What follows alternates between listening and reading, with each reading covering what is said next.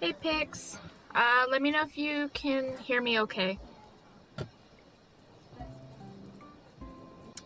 Want to make sure that you can hear me before I start.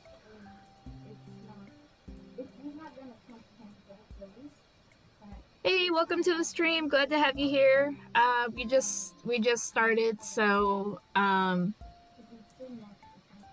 okay, good. Want to make sure that you guys can hear me okay.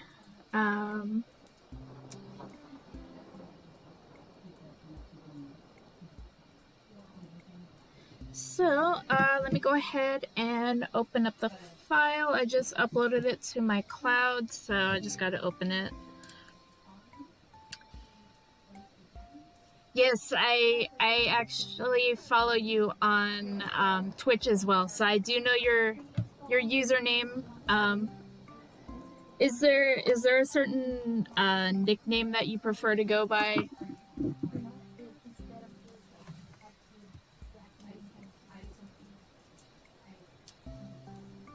Just if I need to address you, then just that way I know what you prefer to be called. All right, sounds good. So let me go ahead and open the file. And yeah, so it is already aligned, and I've already started placing the flat colors. So yeah, so basically I'm going to be continuing with the flat colors, and I'm hoping to finish everything tonight. And I'm really glad that you like it. I sketched the original on paper, which this is the original sketch here. Yeah, today is a art day because it's Wednesday, so thank you. I actually do the preliminary sketch in red pencil, which you can kind of see faintly, like here. And then I go over it in regular pencil. And thank you for following. I definitely appreciate it. And we're actually doing a raffle between me and a friend of mine, Jelloetta, who is also a streamer. And if you follow me, you automatically get an entry. Let me grab the details if you're interested. But we do have 5 prizes that are going to be given away. All of them are art by me. So you are definitely more than welcome to join that if you would like. Let me grab those details real quick. Unfortunately, I don't really have a lot of access to a whole lot because I am not yet an affiliate, so I don't get all the fancy schmancy controls and whatnot.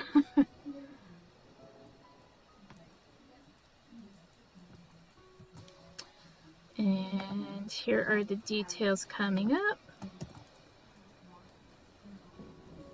So these are the details if you are interested in the raffle. But yeah, definitely glad to have you both here. How are your guys' days going so far?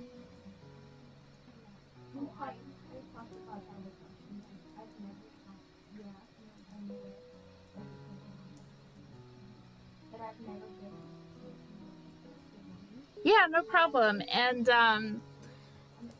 as for the prizes, the first one is either a custom Meloetta design or a full illustrated piece like this one.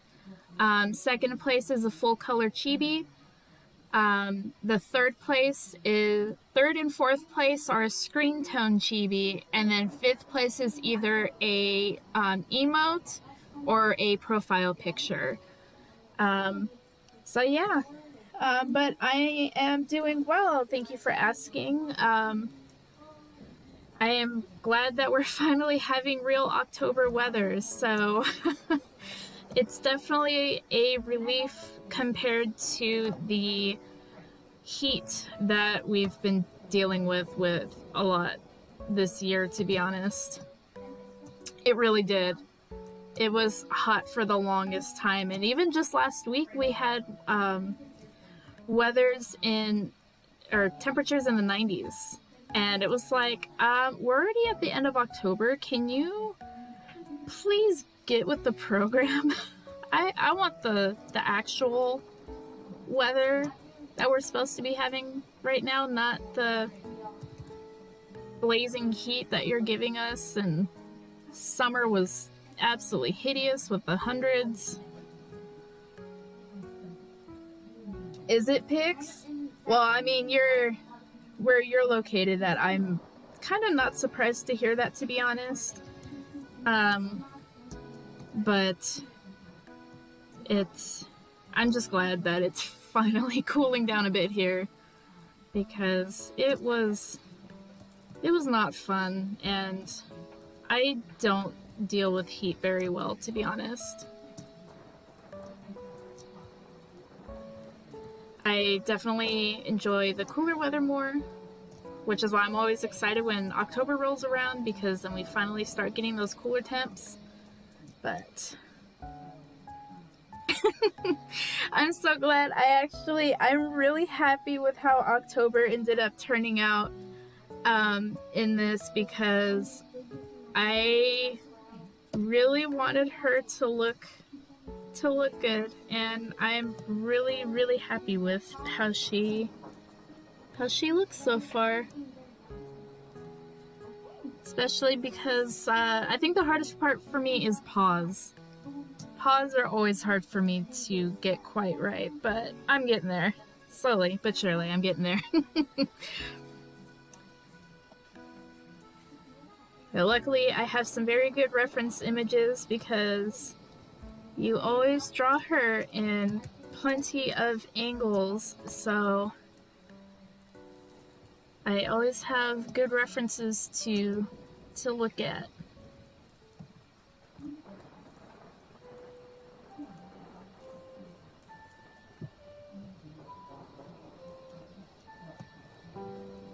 Yeah, I've been trying to look at more references for paws. And you would think that I would understand them better, considering I've lived with dogs my whole life. And yet here we are. But we'll get there.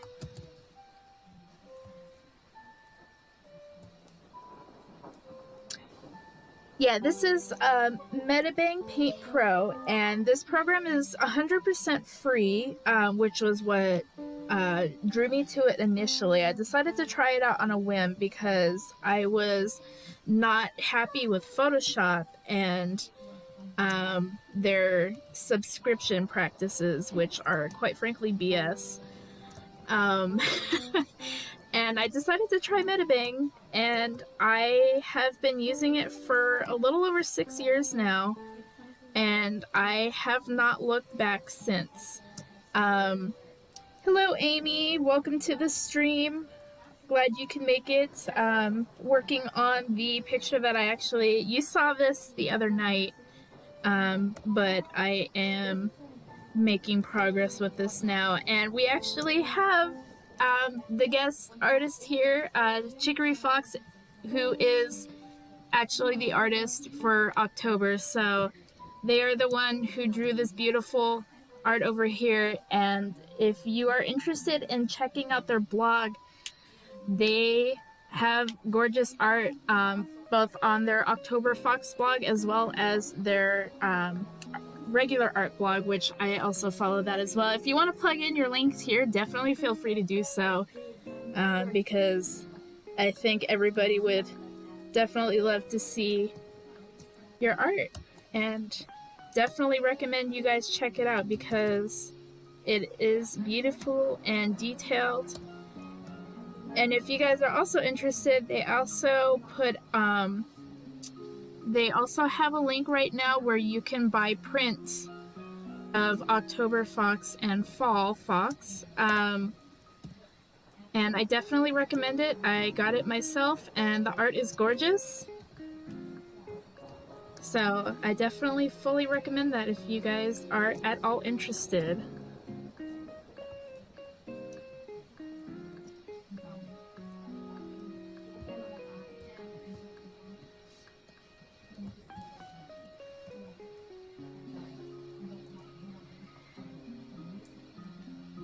Oh, hello there. I didn't see you join, but thank you for the follow. Definitely appreciate that. And hope you guys are having a good week so far.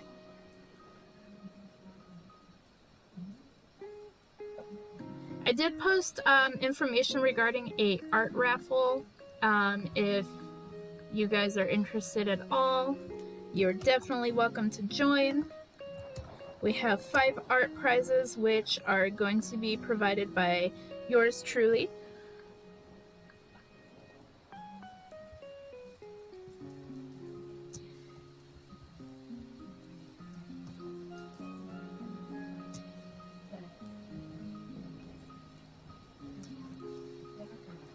And this is probably one of the more detailed works that I have done in a long while. I usually try to avoid doing backgrounds just because I hate doing them.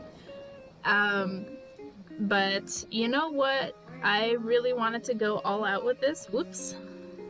And I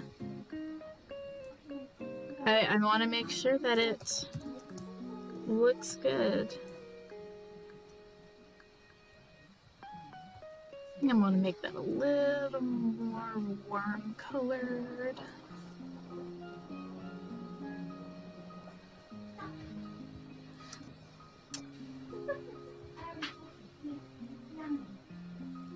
You know, there's some people who specifically draw just backgrounds, so in my opinion, they are people to be feared and respected, because that is not an easy thing to do, in all honesty. They take a lot of work.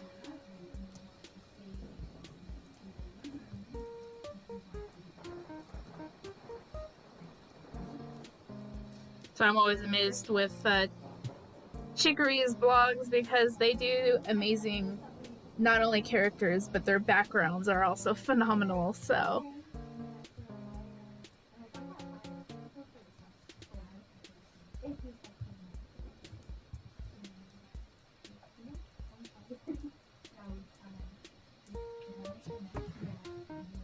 Anybody have any plans for the weekend coming up?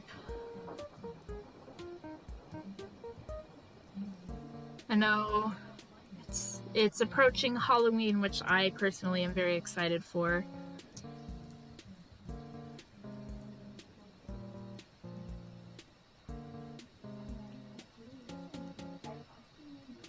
Work. That's fair, Amy. And to be honest, I wonder if it'll be does it usually get busy on Halloween for you guys? Because I mean, I know Build-A-Bear usually has a lot of Halloween themed bears and whatnot, so.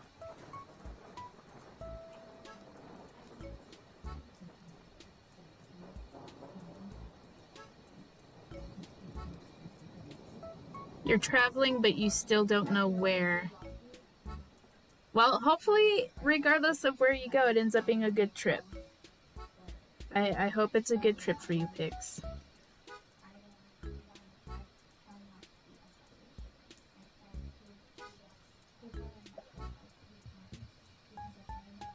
Make that a little more blue.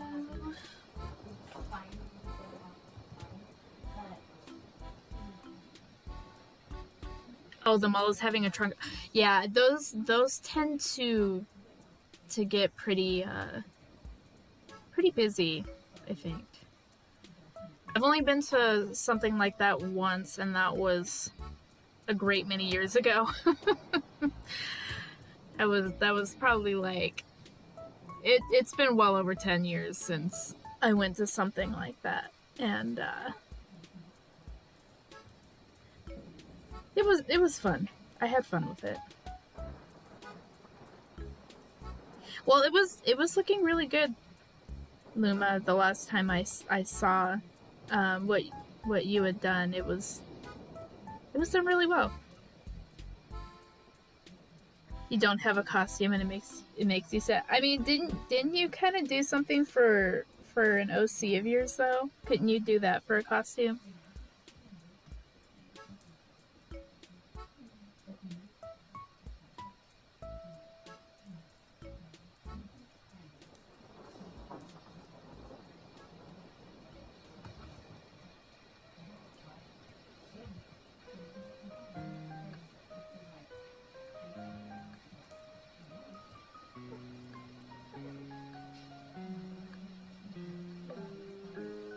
It wouldn't work for a job. I mean, that's fair. Oh, gotcha. Well, I mean, you could always. I mean, there's still a few days, so you could probably improvise something. Maybe. I think. I think you could. Get creative, Amy.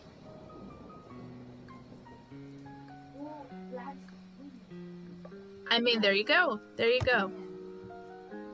That's definitely something that you could do, and then you could say that it's for like a werewolf, and that you just like showing your tail. There you go. Problem solved. Oops.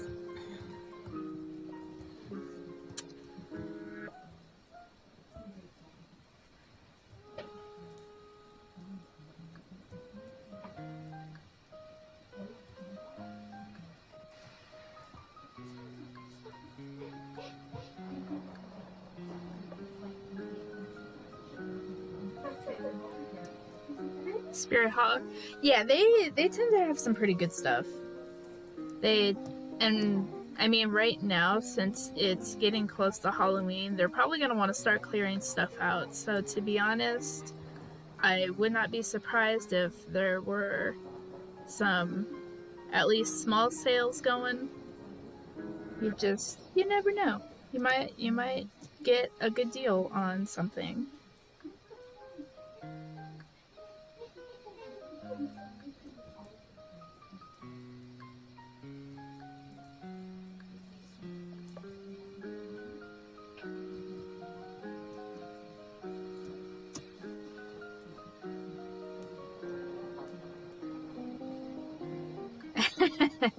Yeah, it is fun to see what other people dress up as, to be honest. And that's kind of why I'm excited, because like last year I helped pass out candy to the kids, and there were some interesting costumes out there, and I am definitely looking forward to seeing what shows up again this year. Because there's always some interesting costumes that come out each year, so we'll see what ends up coming out this year. And the inflatable costumes always crack me up. Like the inflatable T-Rex ones are pretty funny, and we got quite a few of them last year. Are you having issues with the messaging again, Luma? I mean, I saw your test message just now, but I don't know if maybe Twitch is messing around with you again.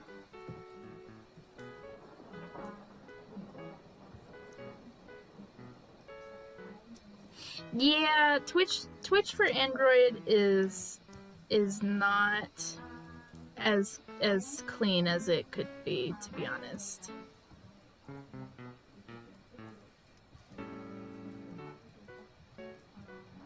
No worries, Pix. I know that it can goof around on you.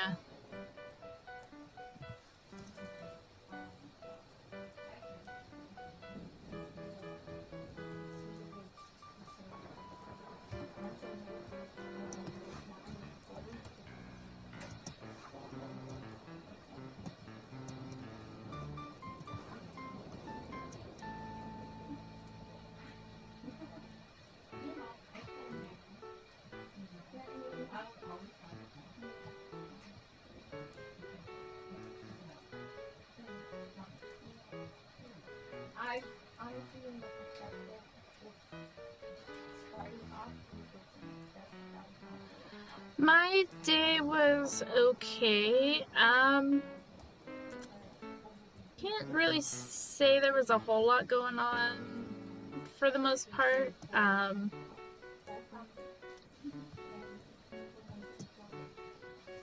mean, I checked on my snake earlier, and she was doing good. She finally stopped hiding in one of her logs, so I was actually able to see her little face, and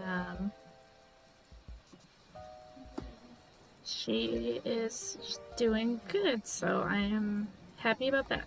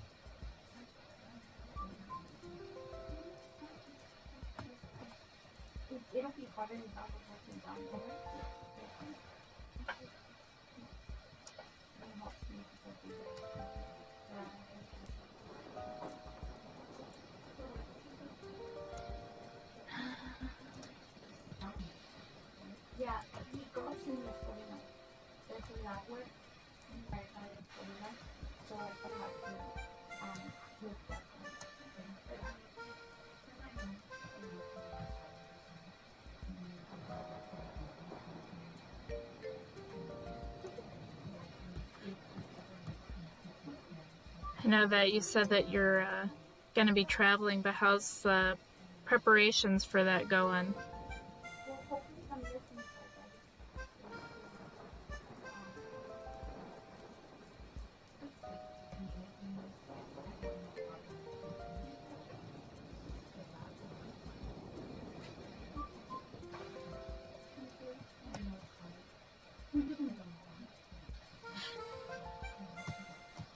That's fair. I mean, it's the middle of the week, so we're getting to the weekend slowly but surely. Although I know the weekend's not always a day off for some people. Like I know Amy works at least half the weekend, so.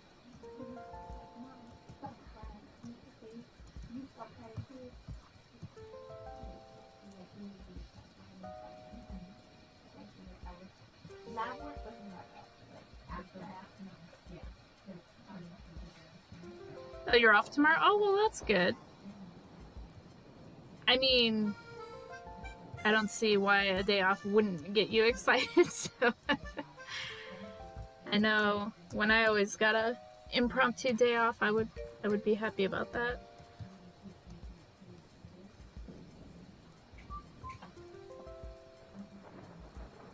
You know what, Pix?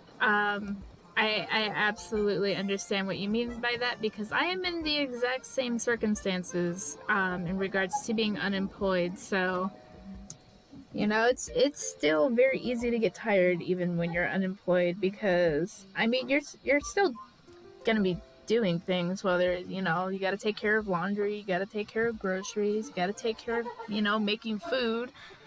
So I mean it's not like there's nothing happening if you're not working. Alright, so we have flat colors in.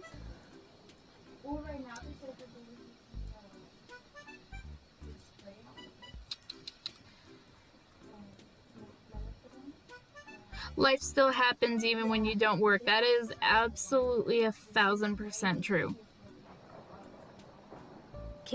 I can confirm. It is absolutely 1,000% true.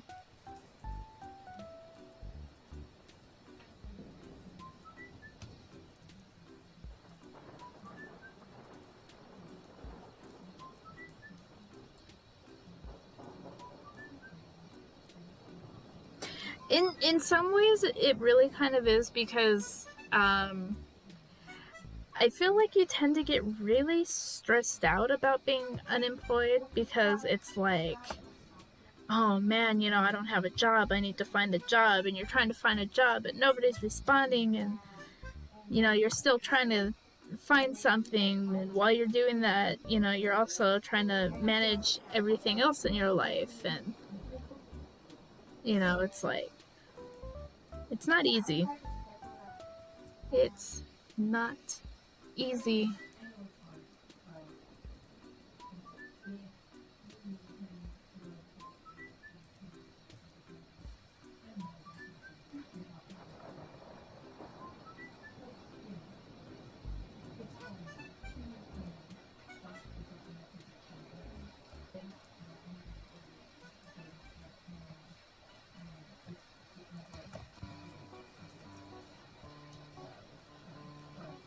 Yeah, I mean, I'm still trying to, you know, find work, and I'm definitely not the only one who's been struggling with trying to find something. I know a lot of my friends who are also unemployed have been trying to find work, and it's not easy, you know. But we're all still trying. We're trying, and that's honestly all you can really do sometimes, because you know, what else can you really do aside from try?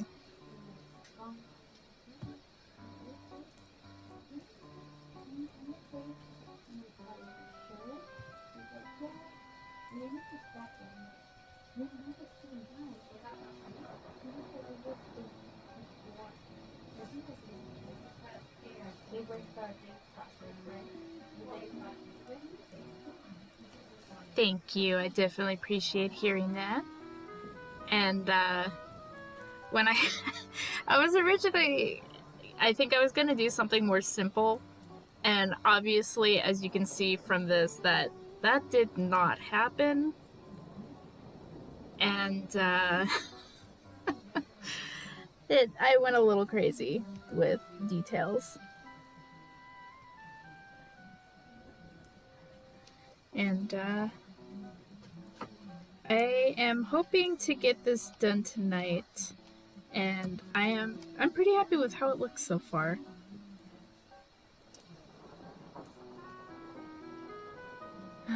So we have, oh, I missed something.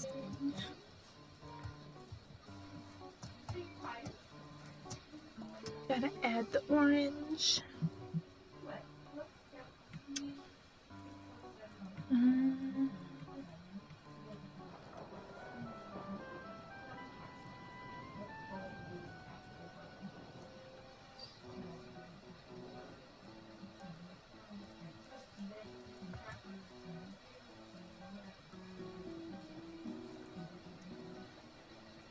Hi, Maki. Glad you can make it.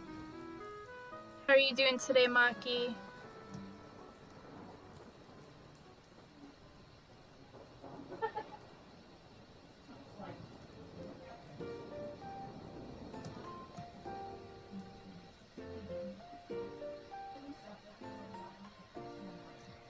So what we're working on today, Maki, is this picture here, which I went a little crazy with the details, but the character on the left, October Fox, belongs to Chicory Fox, who is actually here in stream. Definitely recommend checking out their blog, or both their blogs actually, because they have some pretty darn amazing work, and definitely worth checking out. No worries. I'm not expecting you to send messages like the whole time, you know. I try to run some pretty chill streams, so like if you're just hanging out, and that is absolutely fine. There's definitely not a problem with that.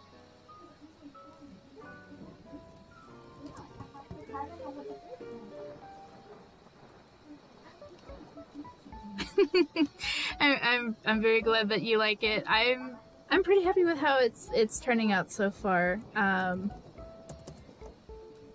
Gonna do the base shading. Thank you. That is Duskfy, and they are one of my Sonas. Um, and they are a combination of Flaffy and Dusk Noir. And I've definitely become very fond of them since I made them, and I've explained my Sona to the group before, but basically I wanted a sheep based Sona, and so that's why I picked Flaffy, because one, it's a sheep, two, it's bipedal, so I can do some more stuff with it. And my favorite Pokemon is Duskull. So I was gonna do a fusion of Flaffy and Duskull, but I wanted something a little more detailed. So I ended up going with Dusk Noir, and we ended up with Duskfy. So that's, yeah, Flaffy. Well, Flaffy and Mareep are both super fluffy, and I love them. I'm kind of sad that Ampharos lost the fluff. But it gets it all back with its Mega Evolution, so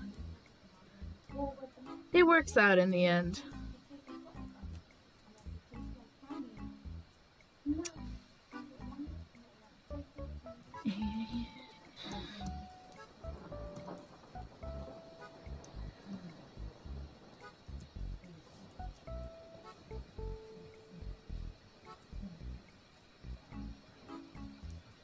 Mega Duskfy. That has not been designed, and I do want to make a illustration of basically the branched off paths for that, which would be rather interesting, like, because I mean, you'd have, normally it would be like, you'd have, Mareep and Duskull,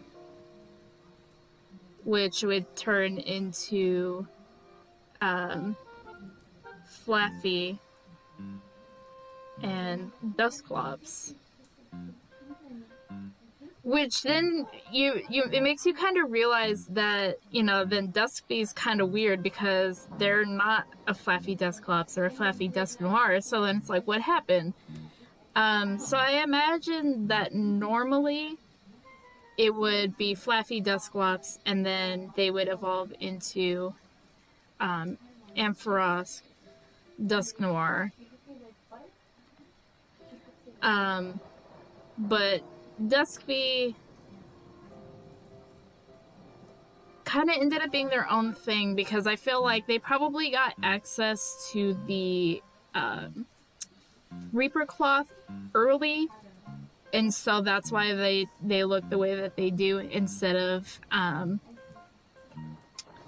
waiting to be close to evolving into Ampharos and then using the Reaper Cloth to get to the Ampharos Dusk Noir stage. So Duskfy, I feel like, would be like a one-of-a-kind situation.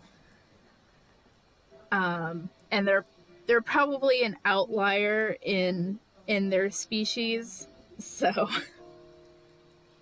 that's just my thoughts on that. A little random, but there you go.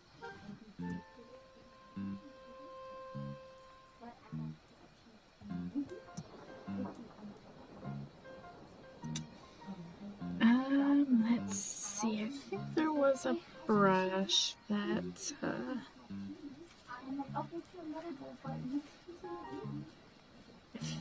feel like they did a texture brush that I want.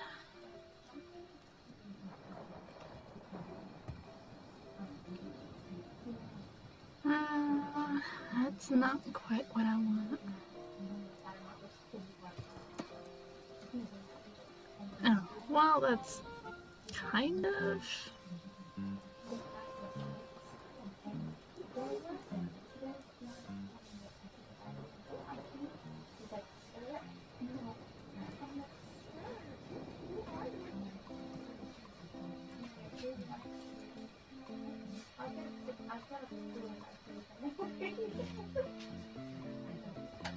Oh, gotcha. Okay, that's how it works.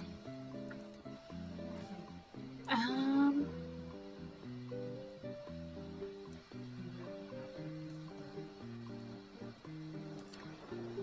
feel it's kind of a weird.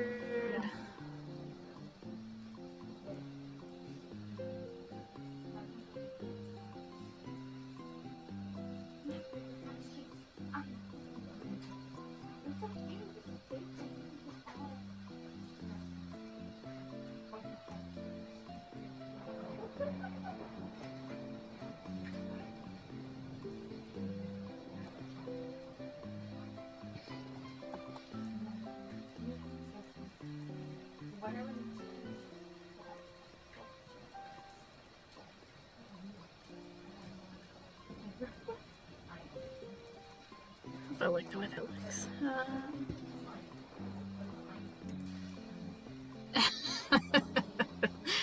The Luma going all out.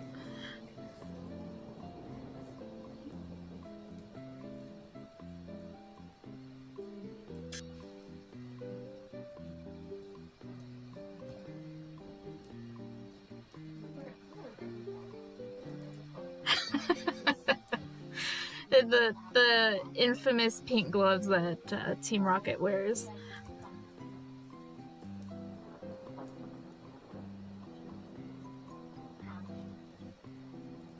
Yeah, speaking of which, Amy knows this, but I have been watching the 5th generation series of episodes for the anime, and boy, I don't know how I feel about it.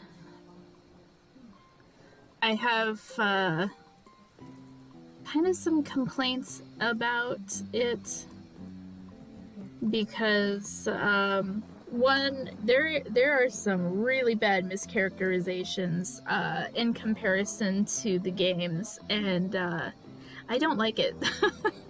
Quite frankly, I don't like it.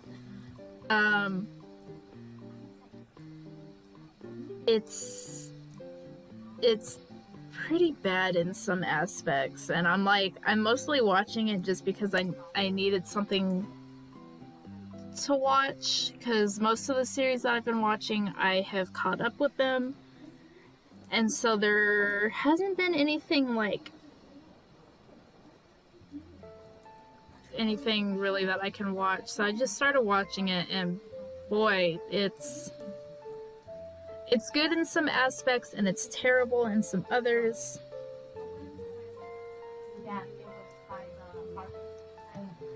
But what can you do?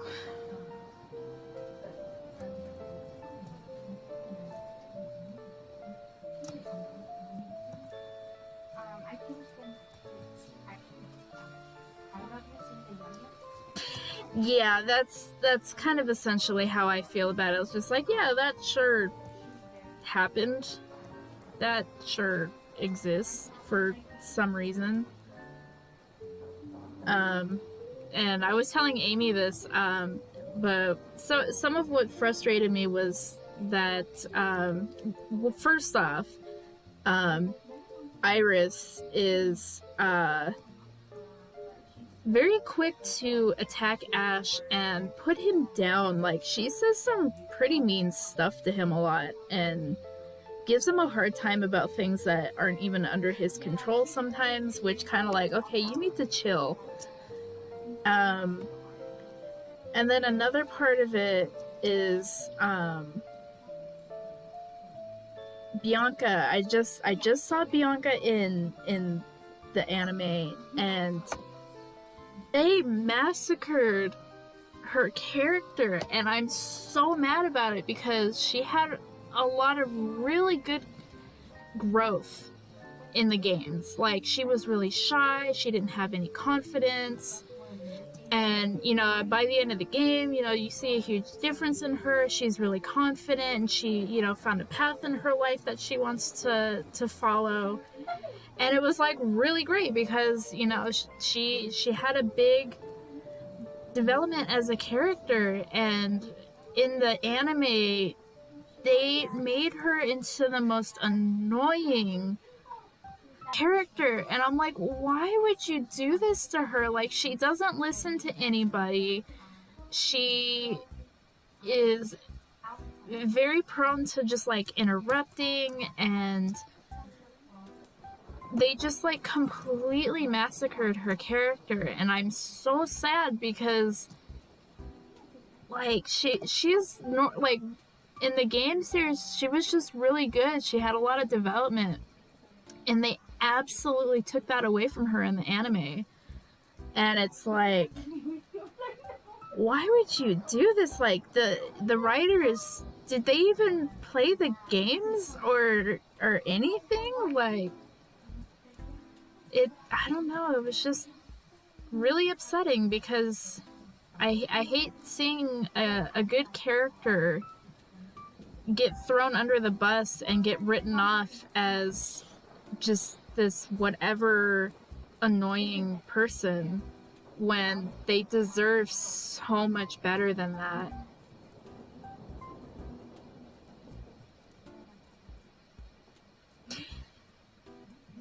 Yeah, and I mean, probably not.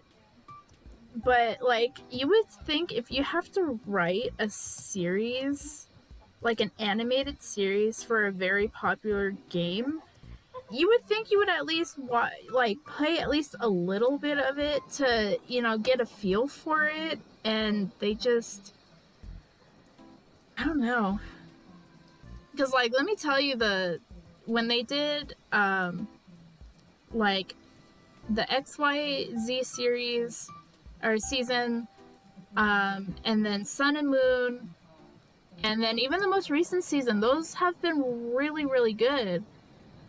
But like Gen 5 in comparison has been a slap in the face. Yeah, Black and White is definitely, Gen 5 is definitely one of my favorite generations game-wise, because the story is really good. They give you plenty of things to do once you beat the game. And then Black and White 2 were a perfect sequel. They were perfect sequel games where they had things actually happen that were related to what happened in the first game. And it essentially just picks right up from it. And they did a really, really good job with it. And it definitely out of all the Pokemon games that I've played, they're definitely the ones that I have replayed the most.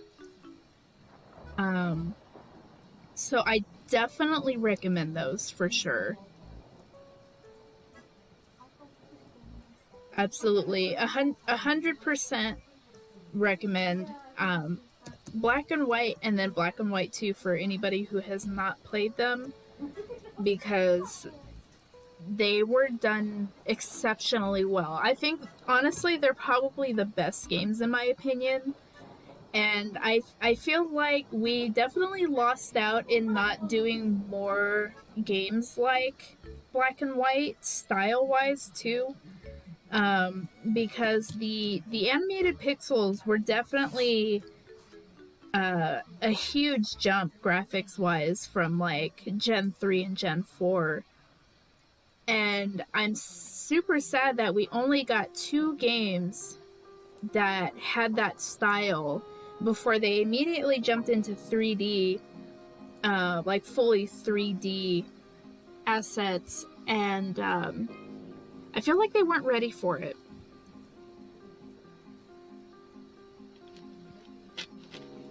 I don't feel like they were ready to make that full jump.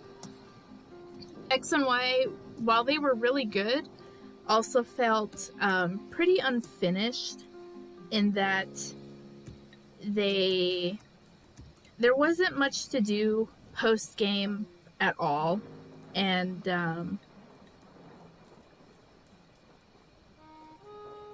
Yeah, I think that probably would have been better if they had done some 3D branch off games first as like a test run, and then like continued mainline ones with the animated pixels like they did in Gen 5, but they they did not. And it's there's a lot of potential that was just it went to waste.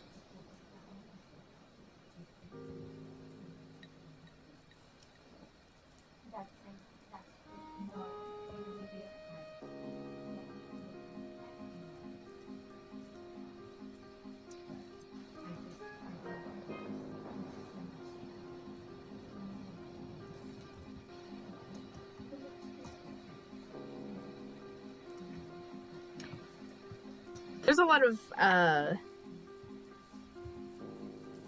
there's a lot of Pokemon games that I definitely would like to see uh, updated or like redone in like HD. Um, there's quite a few of those that I think would be good for that.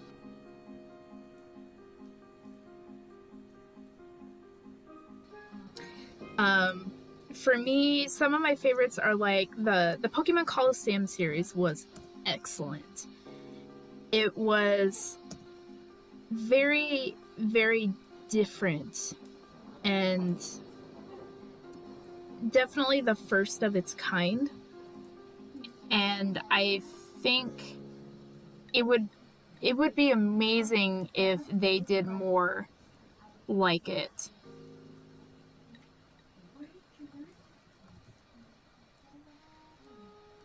Those are some of my favorite games for sure.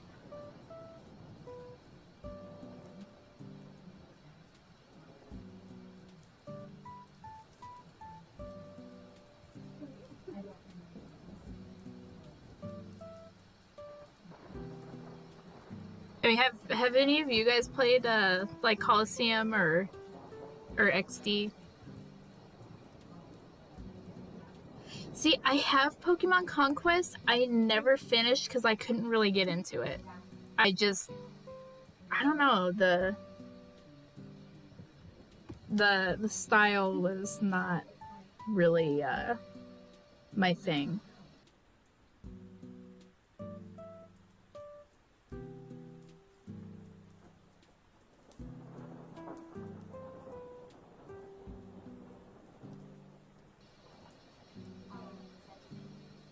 But I can tell you though, Amy, that I can assist with you in that. So you'll just have to message me in Discord, and I can provide you some info that you would like.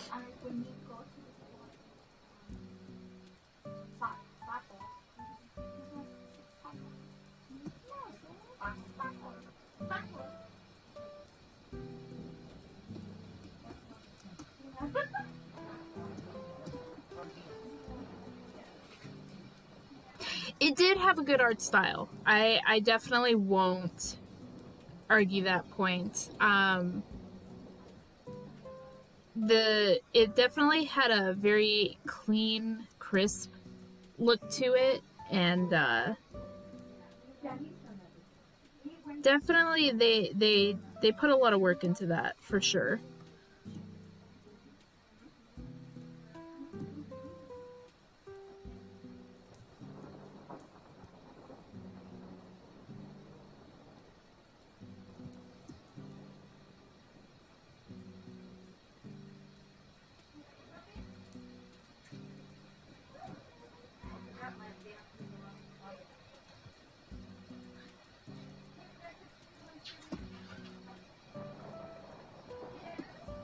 And real quick, I will be right back. My nephew is leaving, so I'm gonna go say goodbye to him. So that'll be just a moment here. Be right back.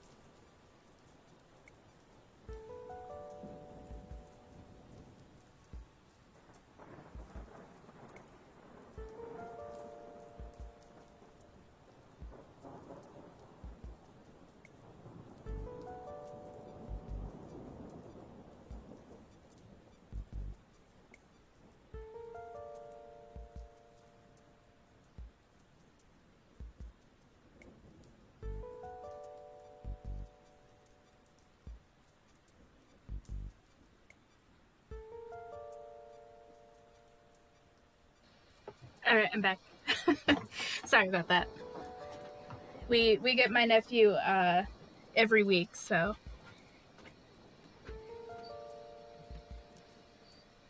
wanted to say goodbye to him before he left with his mom.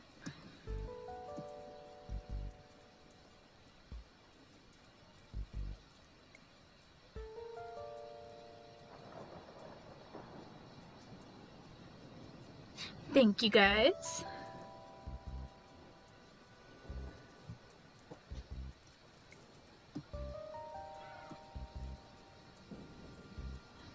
He's 5, so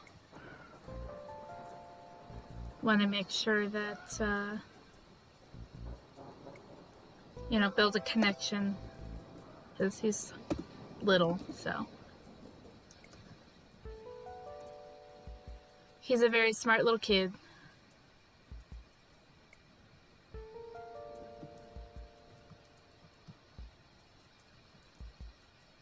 I've recently, well, not just recently, but I got him into Pokemon, and my family is constantly like, "Are you proud of yourself?" And it's like, yes, I am. There was no way I was not gonna show it to him. They were warned.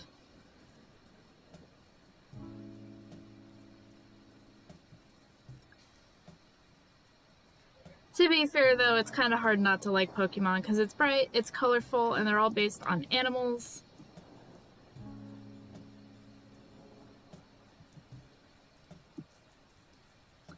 The DS emulator, I will actually send you the folder for that.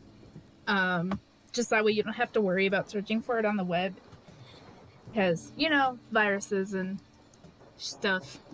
But, yeah, no worries. I will definitely, get that to you.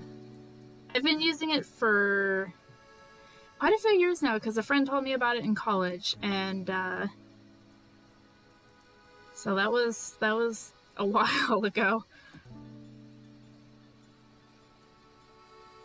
Oh, gotcha. Yeah, it's well, to be honest, I don't really know how to pronounce it. I can spell it for you, but I can't pronounce it. I usually call it Dismoom, but yeah, I don't really know what the actual pronunciation of that is.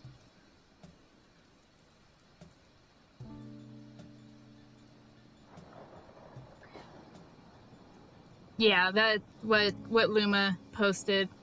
But I will just send you the folder just that way you don't have to worry about having to look for it.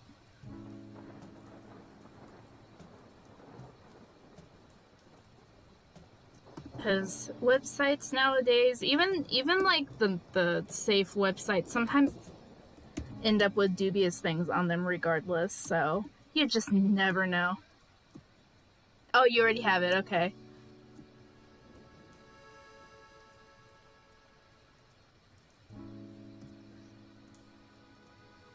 Well, that works out, so.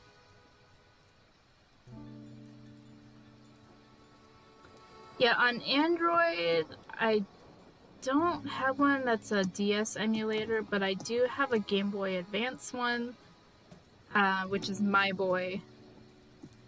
And that one has worked well for me for a very long time, so.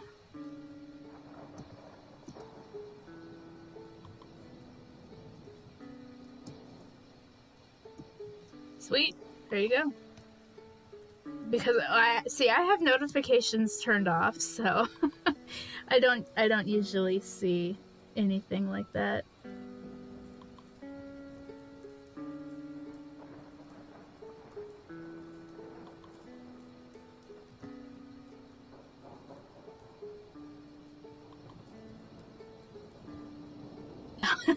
My boy is running. Yes, he is.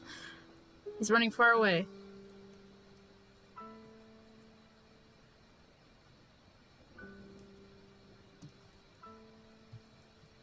Right.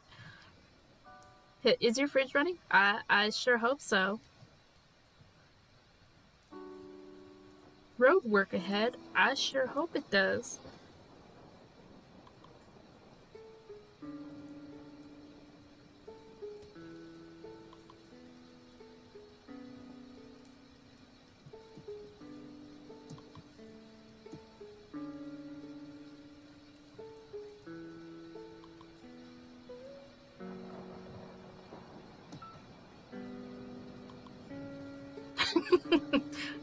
Are you winning, son?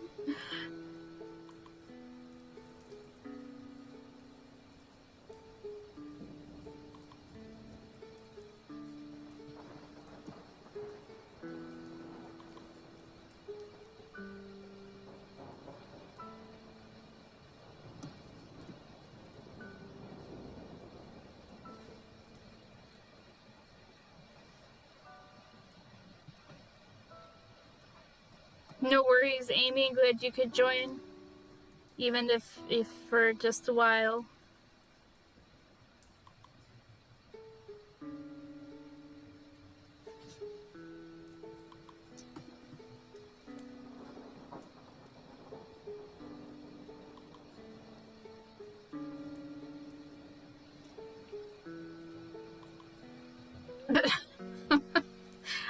Should I be concerned about that, Amy?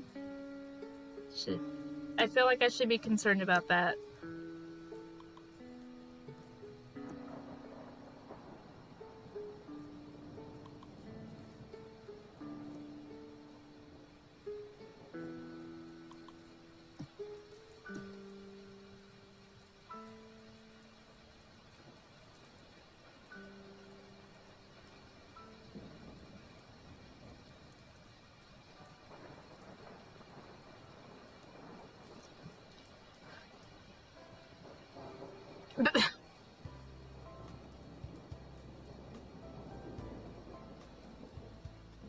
Amy, are you causing interdimensional trouble again? We told you not to do that.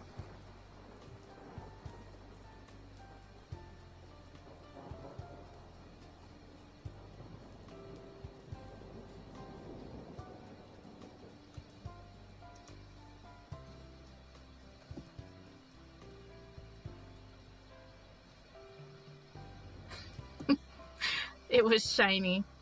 Sure, Amy.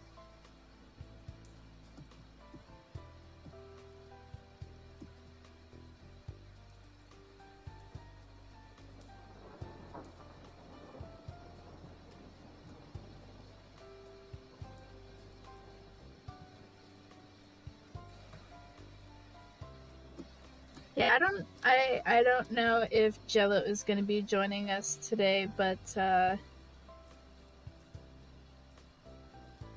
don't know if their work is keeping them busy again today, because I know they've been going home late for most of this week, which sometimes it that's just how it is with work.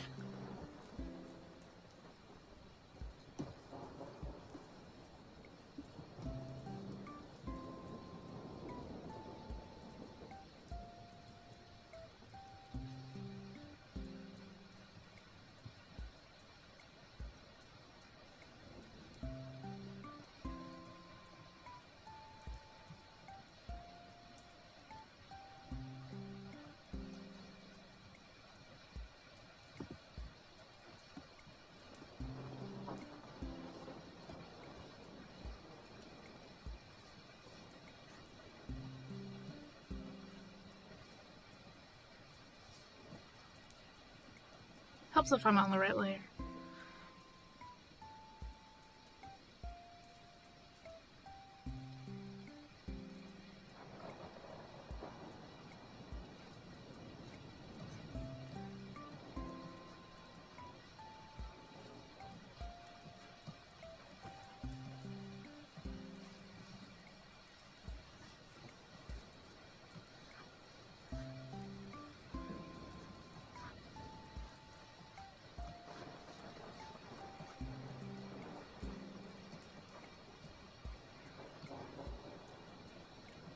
Thank you.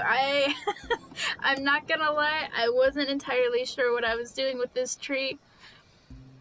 And a lot of times for me, it's does this look okay? I think it looks okay. We're gonna roll with it.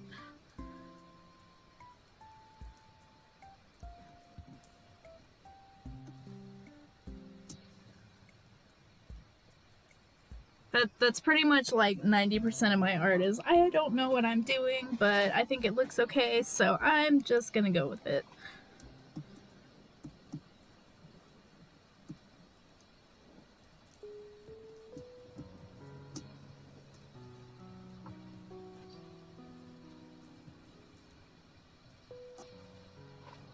Do I have any tips for showing your voice or not to get too nervous?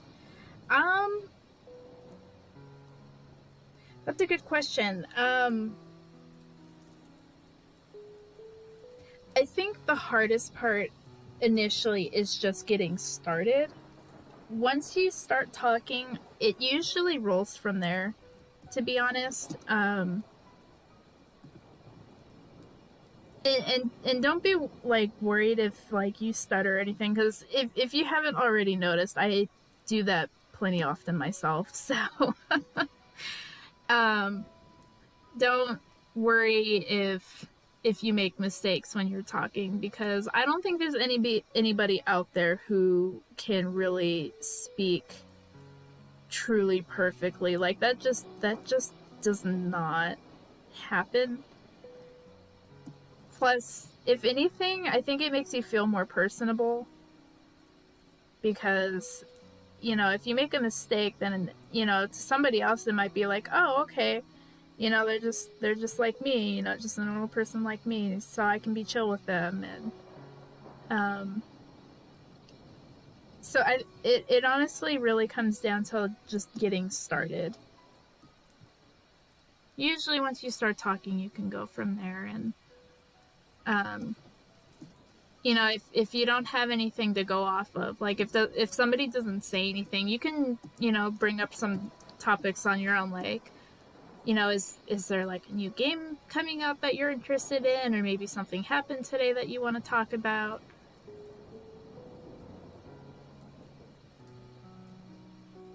Well, that would be cool. Would that be on like Jello's Discord, or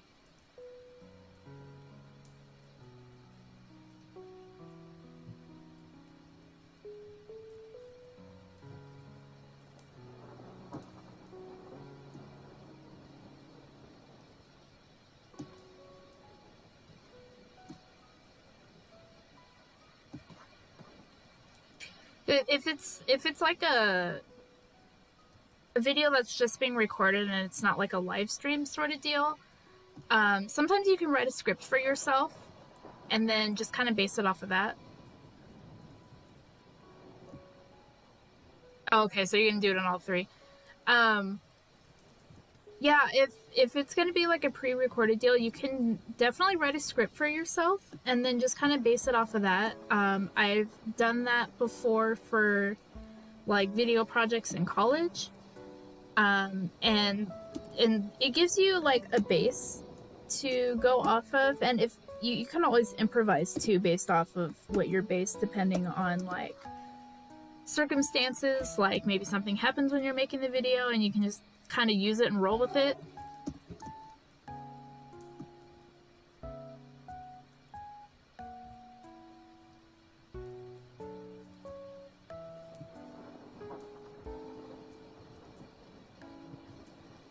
And I know there's people out there who worry that they're like, oh, I'm not really fluent in English, or it's not my first language.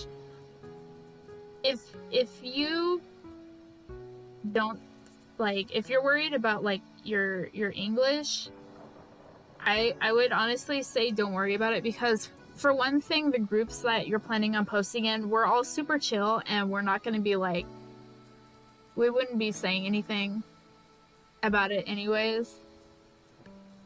But I think especially nowadays, so many people are bilingual that it's very understandable. So to be honest, I don't worry about anything. Nobody's gonna say anything mean about it. And, you know, if anything did happen, you know, I'm a mod on Jello's group, and Jello's a mod in my group, so if for whatever reason if anything were to happen, you would just let us know and we'll take care of it. But I don't think that would be necessary. I don't think anything like that would happen.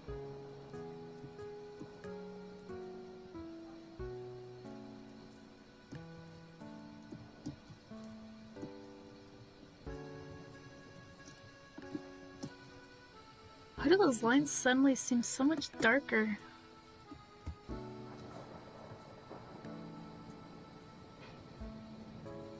Huh. For some reason, it got switched to another color.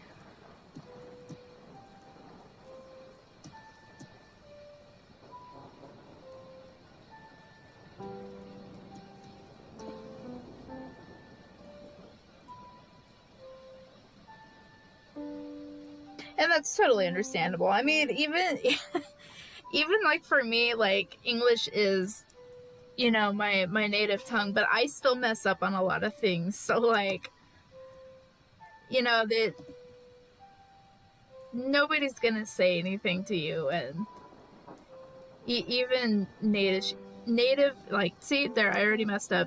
Native English speakers have a tendency to mess up on words because English is hard. Even if it's, you know, what you grew up learning, English is not easy.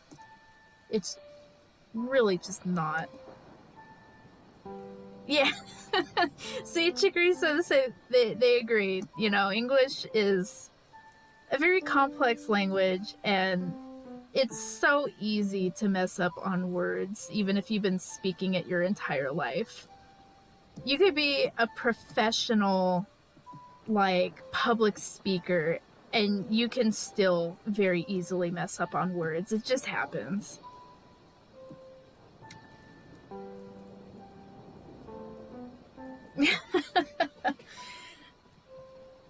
That's totally fair. And, you know, a lot, depending on where you are, like,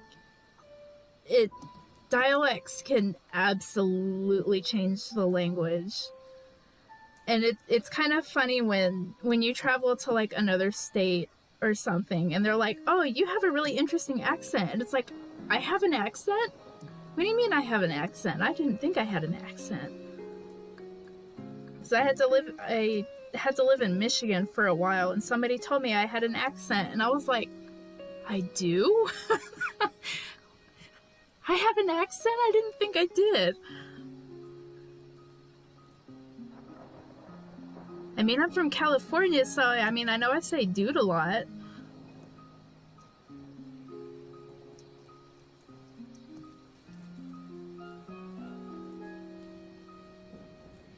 Language is a very interesting thing.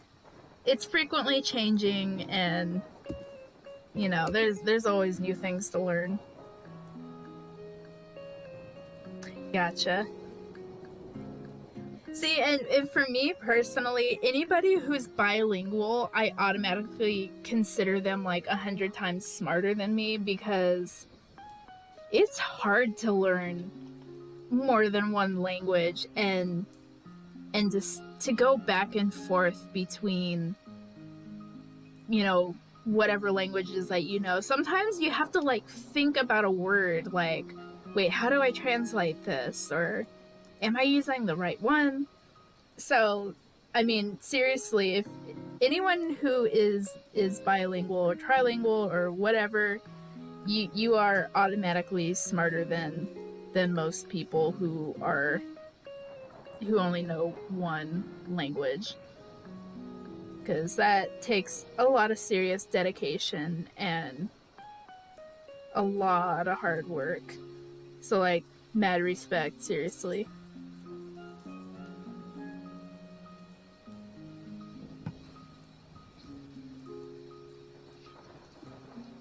I took some Spanish in high school, but that's, you know, that's just not the same, you know.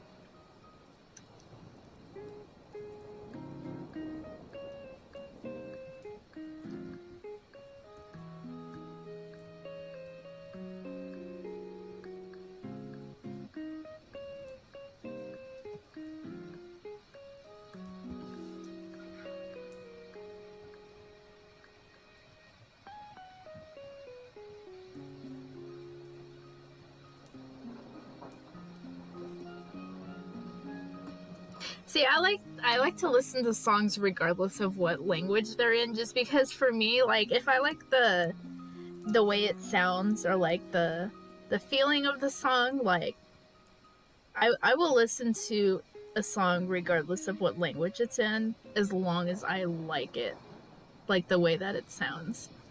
And sometimes I find out those songs that I listen to are not what I was expecting. Sometimes I find things out that I would have been happier not knowing.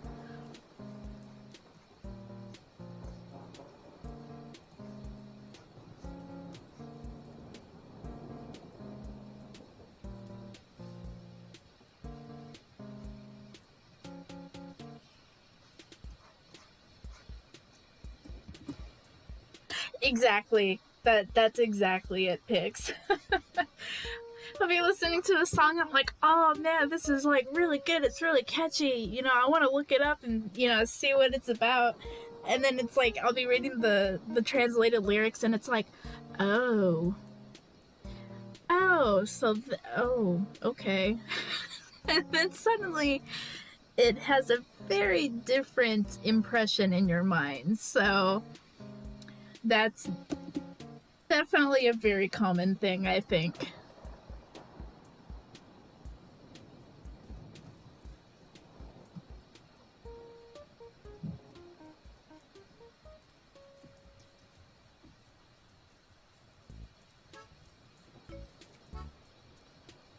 That's true.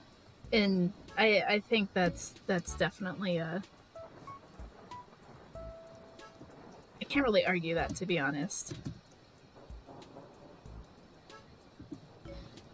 To be honest, a lot of the like soundtracks that or the music that I listen to is usually from like video games. Especially like if I'm working on my comic, I love listening to game music just because I can use it to essentially picture a scene in my head, and it can give me some really good ideas too sometimes where maybe I don't really know what I want to do in a scene, like specifics wise, and then I'll listen to a song that has like a similar atmosphere, and then it's like, oh wait, this would be a really good idea. Yeah, I think game music and like even music from like movies and stuff, like the background music that they use for scenes, can be really really useful for like working on stories or comics, because they were specifically made to create an atmosphere for a scene. So when you find one that matches what you're trying to essentially put in your scene, it can really help influence what you do. No worries. Thank you for joining in. Definitely appreciate having you here, and I hope that you have a wonderful restful sleep and a wonderful rest of your week and weekend.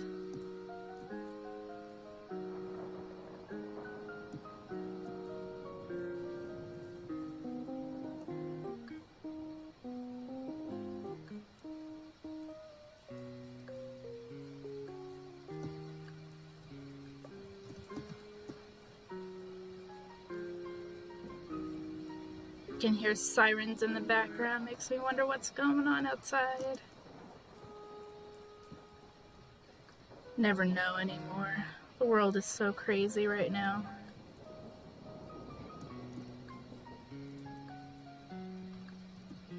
I don't understand why people are doing the things that they're doing.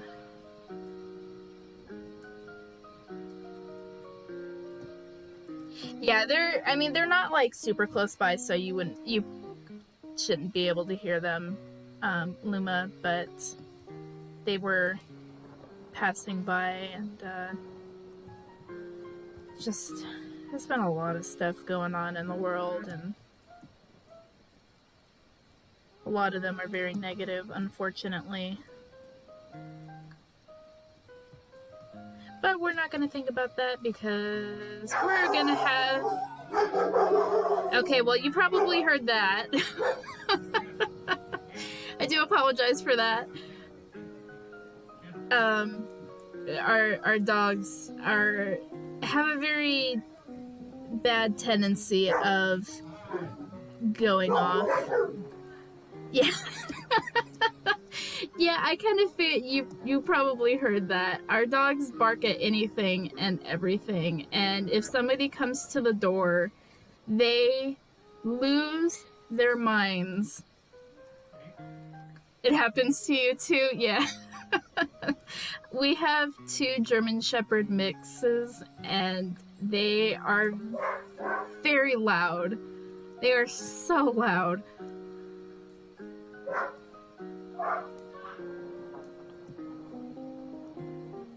They're easily excitable right now because somebody is making them their dinner right now, and they always get super wound up when it's dinner time. So yeah.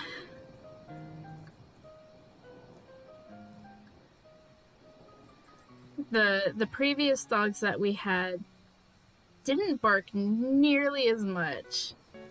So it's definitely been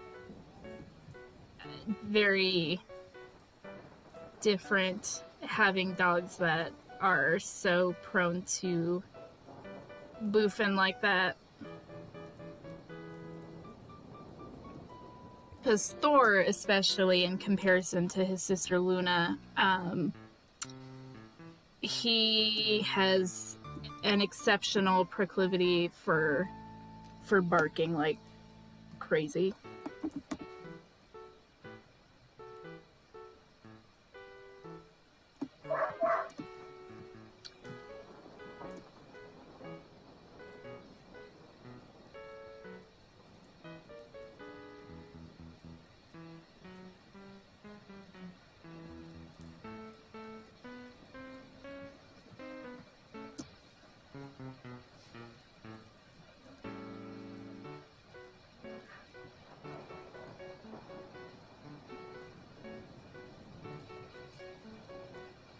They're getting a little better about the barking, but it is definitely still a work in progress for sure.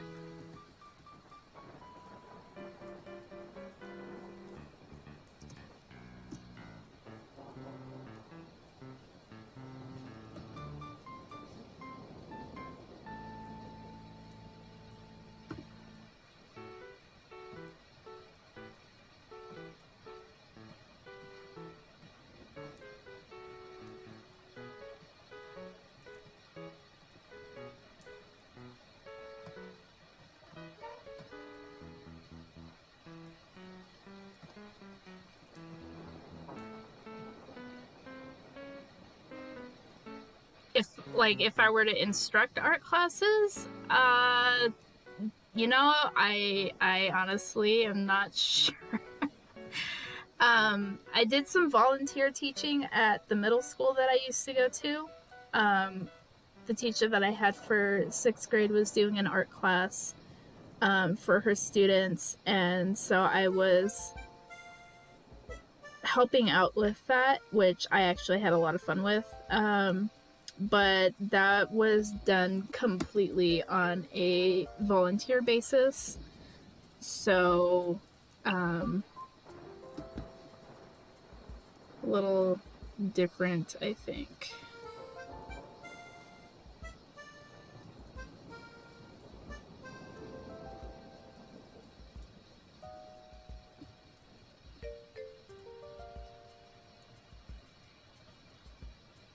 Yeah, I mean, it's really fun when I see like kids that are very interested in doing art, especially because of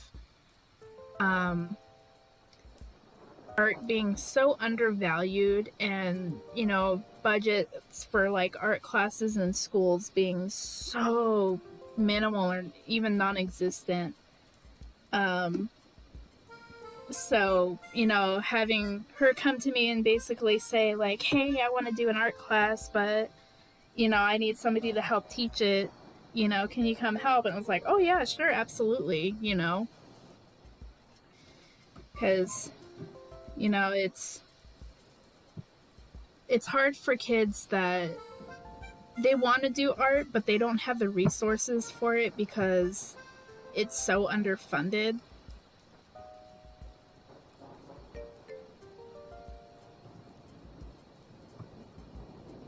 Well, thank you, Luma. I definitely appreciate that. I'm still working on finding work and stuff, unfortunately. But it's kind of hard for everybody, to be honest, so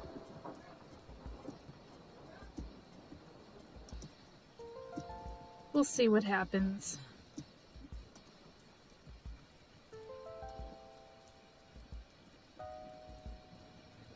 It just kind of irritates me when they're like, oh, the younger generations are so lazy, they don't even want to work, and look at all these people just lazing about at home. And it's like, okay, well, you do realize that a lot of us are applying to jobs and just never hearing back, right?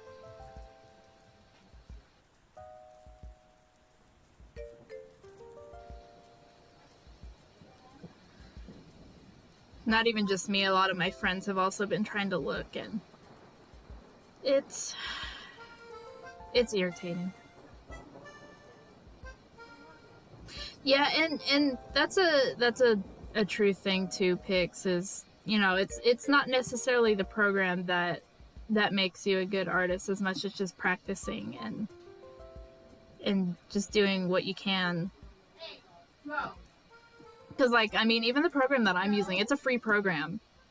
I didn't spend big money to get it. It's 100% free, and it works well for my purposes, and I really like it, so I've stuck with it.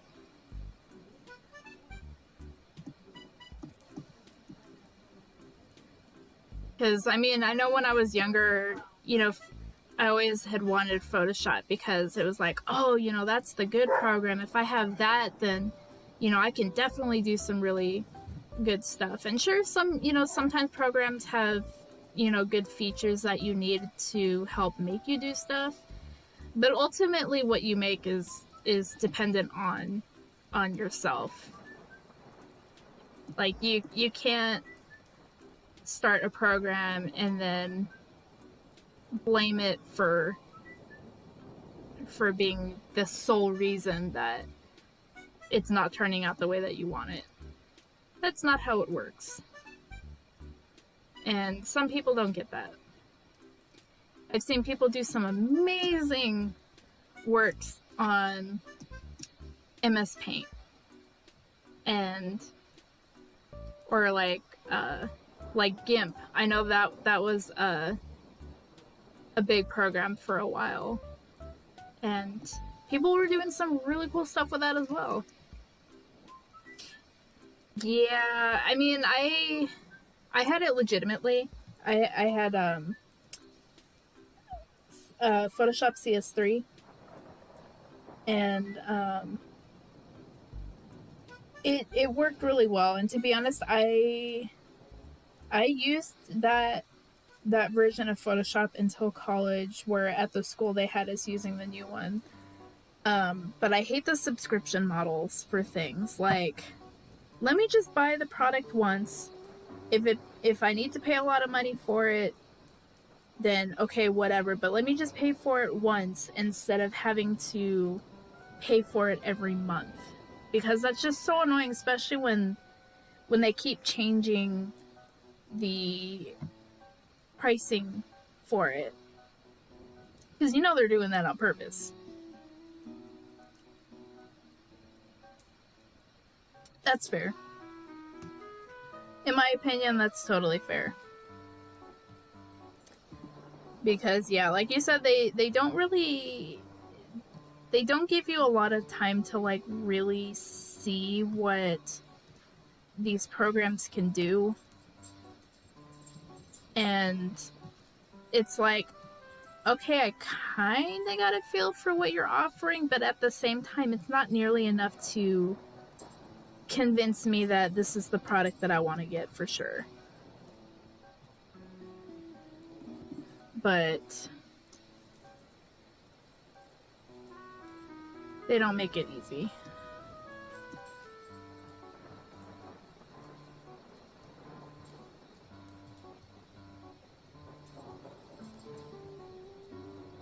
Yeah, oftentimes in a trial version, it's very limited in what they let you do. Because they essentially want to tease you into getting the full version.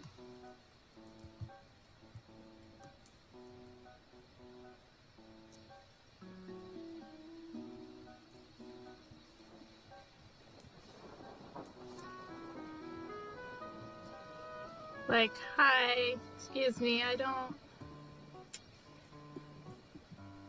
want to know exactly what your program does, because if I don't know, then how do I know for sure it's going to be exactly what I need?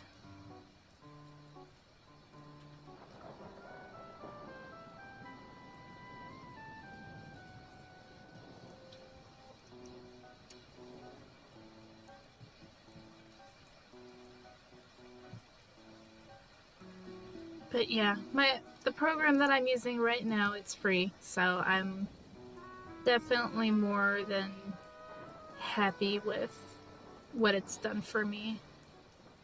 And I'm always telling my friends about it. They'll be like, hey, or they'll be like, I want to use a art program, but I don't really know what I want to get. And I'm like, Metabang, it's free. And I know a lot of people aren't working right now, so having the money to get programs like Clip Studio Paint is not always an option, so free. Plus Metabang lets me do comic stuff, and they provide the screen tones. So, I mean, for me, it's perfect for what I need.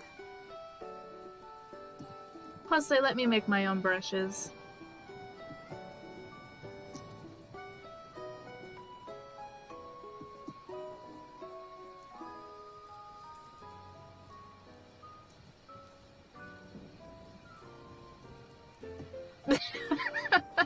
I know, that's probably what I sound like, right?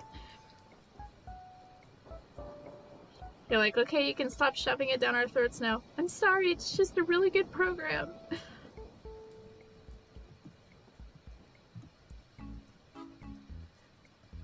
But sometimes they have really good tutorials for stuff. And I'm just like, this is cool.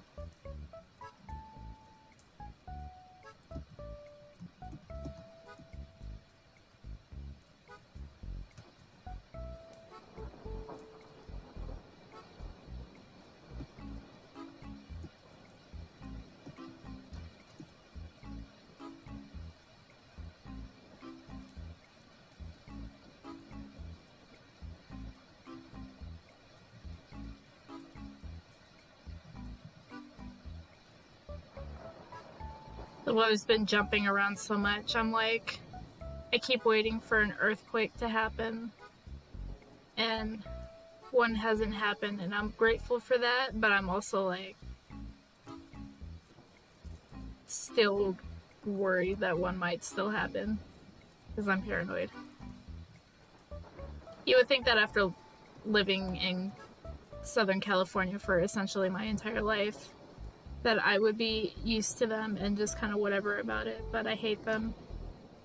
I hate them with a passion.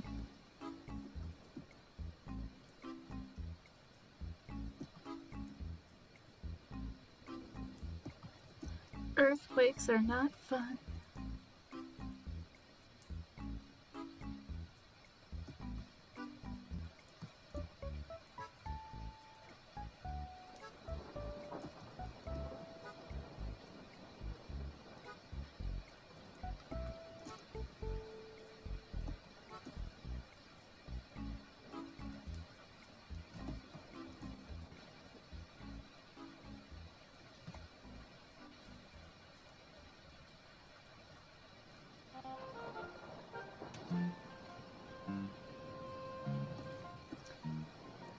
Hey, Chicory, the message that you had sent me Tumblr when I had first told you about, or after I had told you about this for Flappy, and you had said that I would start seeing butterflies, and I have been seeing them a lot lately, which some of them have even been monarchs, which I was kind of surprised by because I thought they would have been in like Mexico by now. But we saw some monarchs, and I think it was either a Gulf Fritillary or a painted lady. I didn't get a good look at it because it was flapping around so much. But we still see them, and I am really hoping that we get some more caterpillars once it starts warming up again. Because it was definitely a very interesting experience being able to raise monarch caterpillars for when we did. They're very amazingly stubborn little creatures.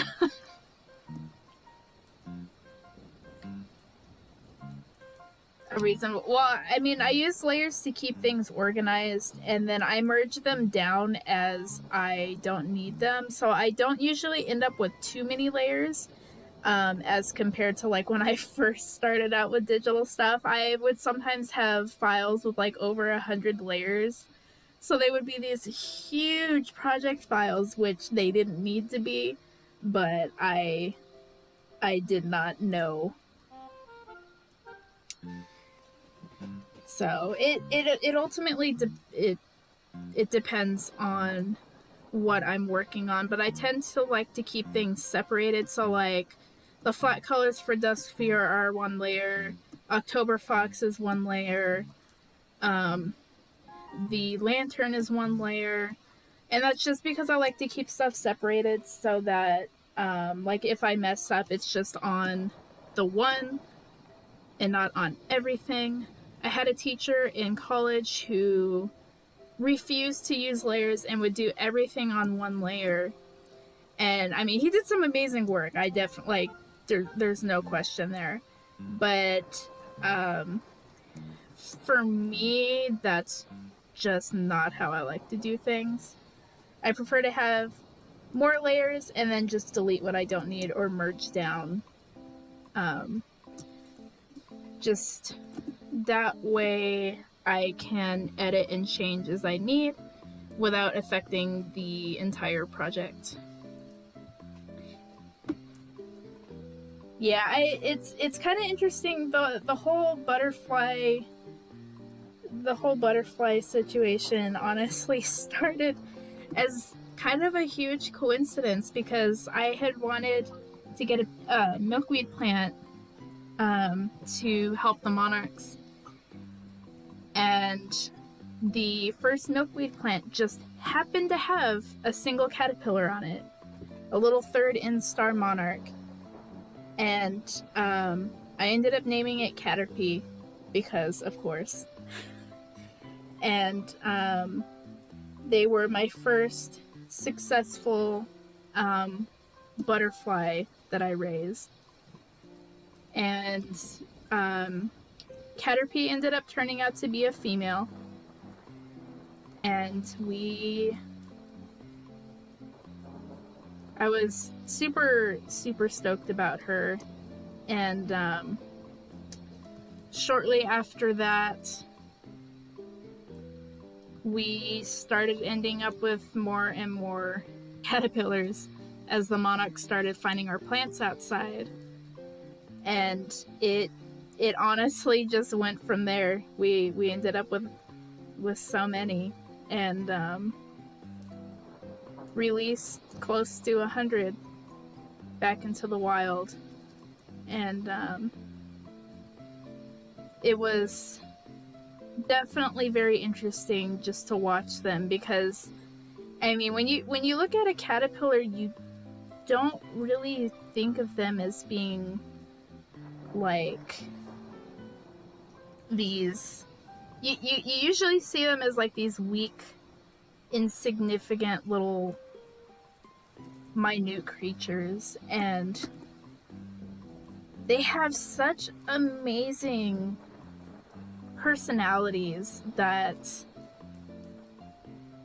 it's really quite shocking how they can be, because they can be stubborn little things. I mean, even fully grown, they're like the size of your, like, the, not quite the entire size, like entire length, but almost the length of your thumb. Like, they're over an inch long, and it's amazing. You would think they'd be these, like, nervous, timid little creatures, and no, if you're holding them and you talk to them, they will sometimes like jerk their head, kind of like a little headbutt, and they're afraid of like nothing. Like, even if you're like 100 times bigger than them, they do not care. They are like not terrified of anything, and it's pretty amazing when you think about it, because they're so small, and yet they're like the bravest little creatures.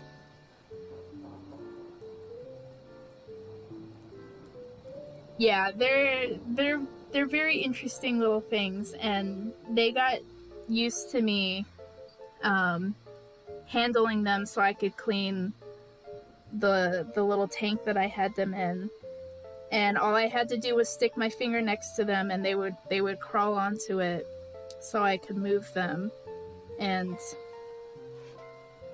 it's definitely fascinating to have them around.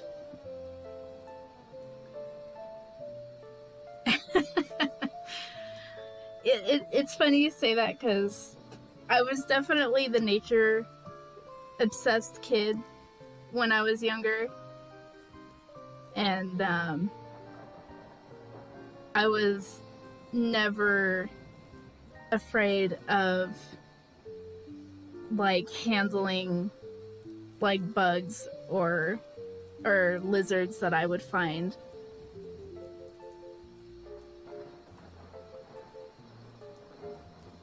And I'm also the person who likes to catch and release spiders that I find in the house. Yeah, I'm one of those people. I gotta catch and release them. I don't like to kill them.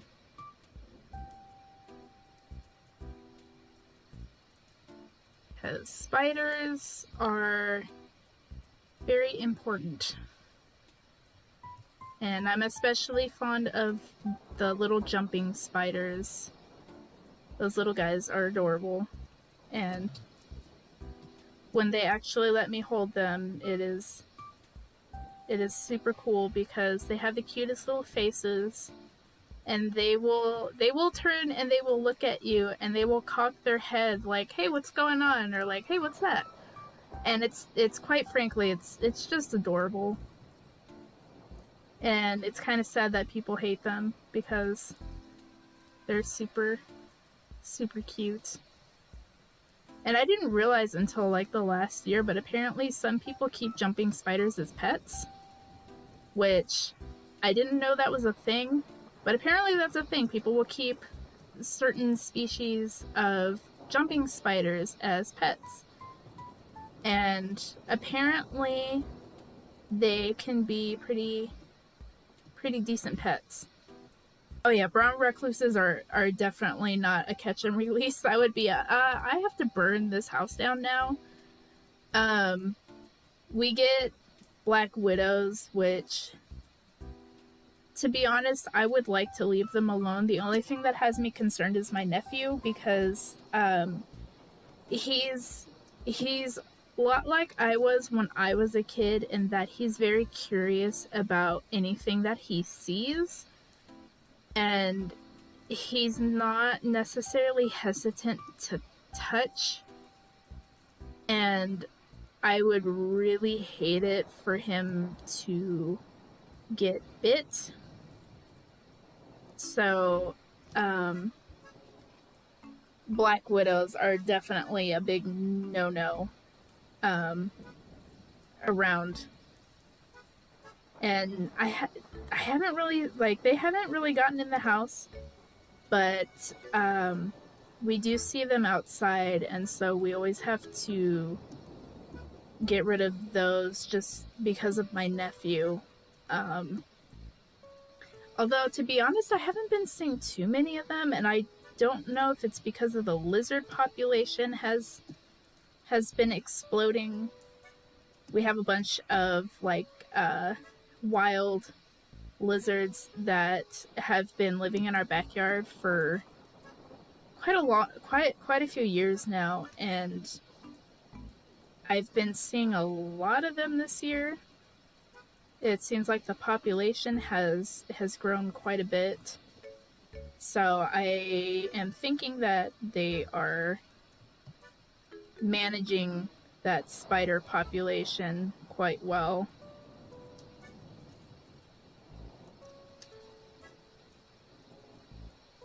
Which, the lizards are fun. I like seeing them. And the lizards have gotten quite used to me by now, because I like to go and look at them, and it's to the point where I can go within inches of them and they let me take pictures of them without running away. So it's been really nice, because I'm like, woohoo, art references. But it also just makes me happy that the lizards don't feel like I'm a threat, which I really don't want to be a threat to them, because they are free pest control,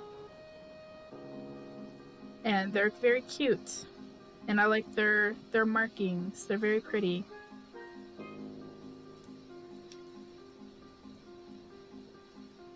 So they're good lizards, and I like lizards and reptiles, which I'm pretty sure most of you know by now that I have a corn snake.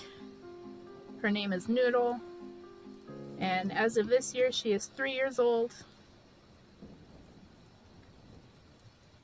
and she's a very good snake.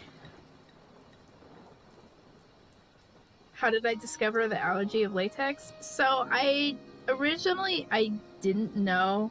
My mother is allergic, so there was always the possibility that I was going to be, just because of that. But when my last job was at a warehouse, and we had to wear gloves just because the units that we were handling were very dusty, and sometimes there were bug infestations, which, let me tell you, that was not fun. But they provided free rubber gloves for employees to use, and very quickly I started noticing that the skin on my hand was peeling off. And at first I thought that somehow I had cut myself, because it was like a whole strip of my skin had just been sliced cleanly off. And I was like, oh, maybe I just cut myself. And I didn't really think anything of it, because I'm very clumsy. But I started noticing it in spots where, no, I wouldn't have been able to cut myself there, and I'm not really handling anything sharp. So I don't understand why this is happening. Not all rubber is latex. Some rubbers have latex in them, but not all of them do. It was just the gloves that they were providing for us happened to have latex, and that was the reason I was having the issues with my hands. And so once I figured it out, I just informed my supervisor, and they provided me with some cloth gloves instead, and I did not have the issue after that. So yeah, that was how I found out, which, it was not a major issue, but it was definitely a concerning one. Um, but we got it taken care of, so I just avoid gloves with latex now and just use the non-latex ones. You know, it with the way that it had looked, I would have thought that it would, but no, it did not. It did not hurt at all. And I think that's part of what took me so long to realize what was happening, was because it didn't hurt. It was just kind of a, oh, I think I cut myself, but I don't remember hitting myself on anything, and it doesn't hurt. So, I mean, that's kind of a good thing, but also kind of not a good thing. But it happens.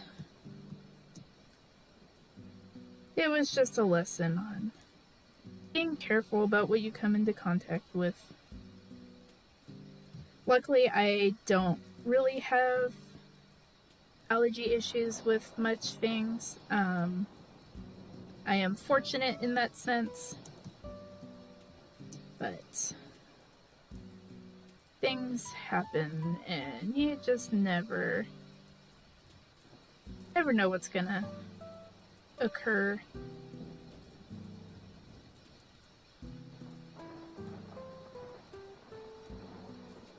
I don't really think I've gotten bitten by spiders very much, but I do get bitten by mosquitoes a lot, which is a whole other nightmare because I am allergic to mosquito bites.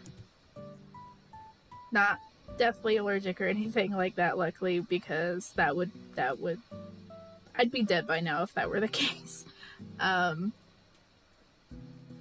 They just, my blood is delicious to them, I guess.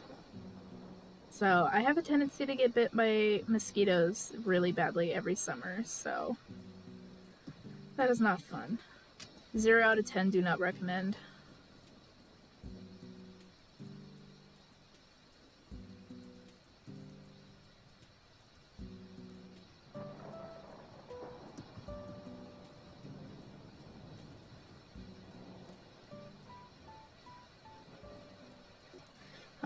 On a very random topic jump, do you guys have a favorite dessert?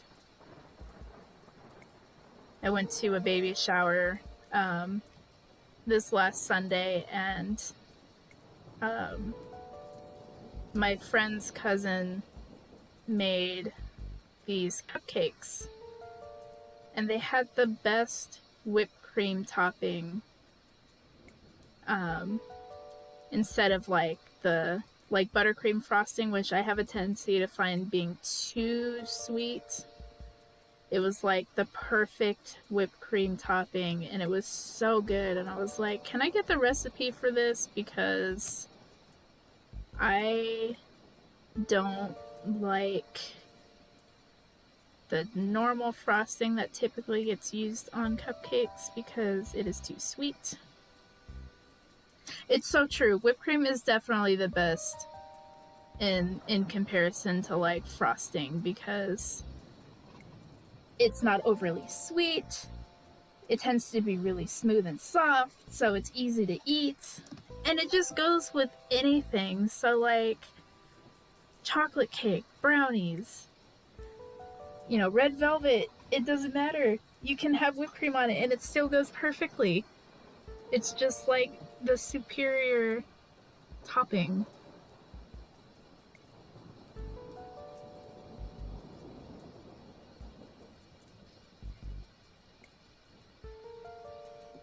It's definitely my favorite thing to put on like cake or cupcakes or brownies, because it's just that good.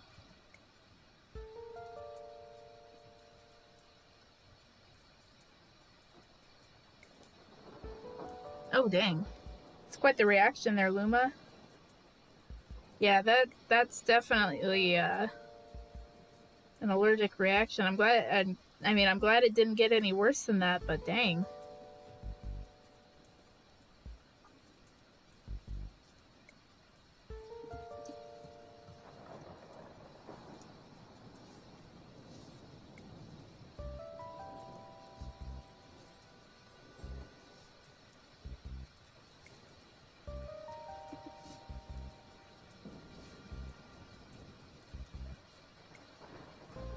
Whipped cream is definitely so good though.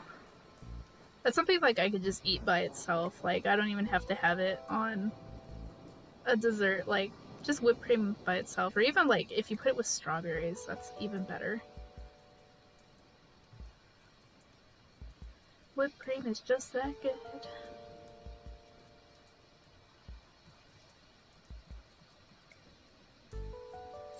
Yeah, see that's always a good idea.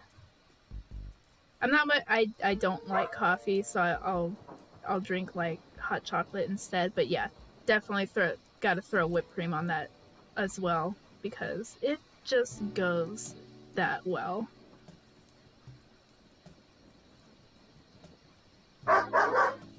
And there go the Boofy puppies.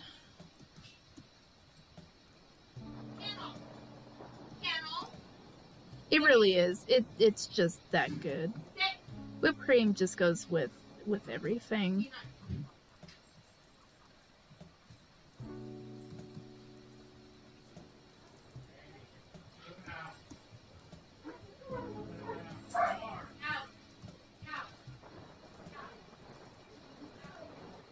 I know, like some people prefer more like sour things, and I can do some sour stuff, but it's a little too much for me.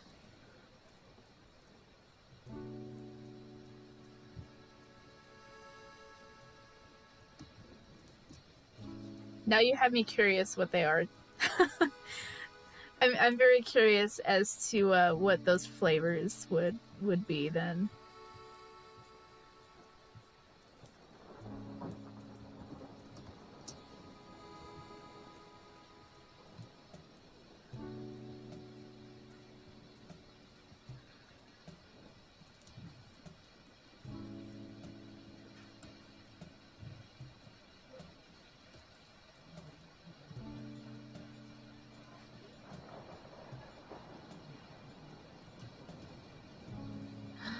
Let's see.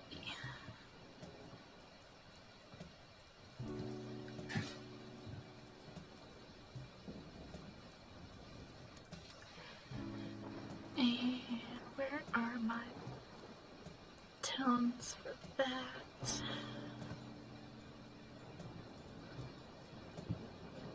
Sometimes I use screen tones to add a texture to a background.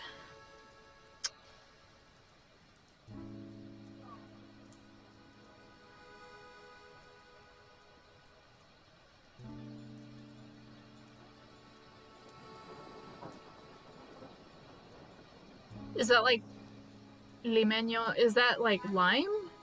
Is that related to lime or something?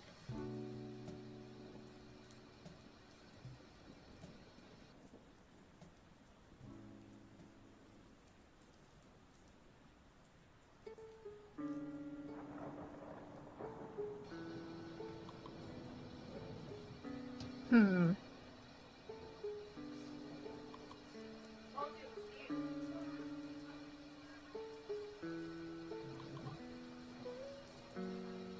You guys can't see the window right now, but I am scrolling through screen tones to see.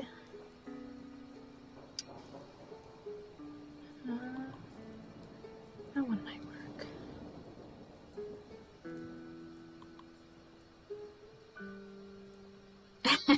I mean, I would hope it's not that meringue, but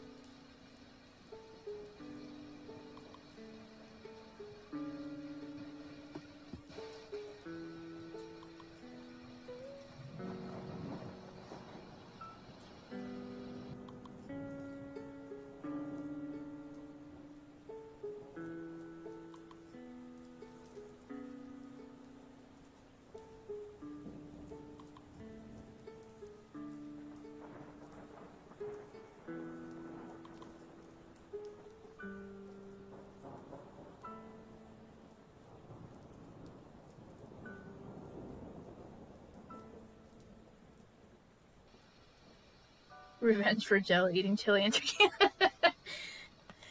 Revenge! You're getting him back for eating 2 countries.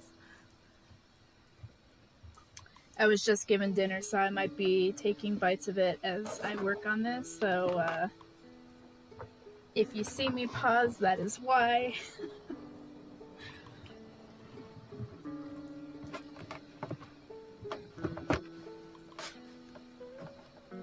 I know that Pix, you're 4 hours ahead, if I remember correctly.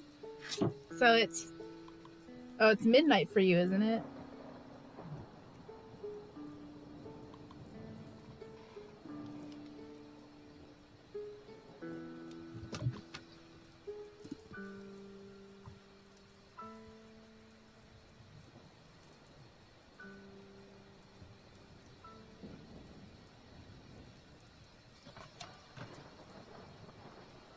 Yeah, I stayed up. So last night, I stayed up past 3.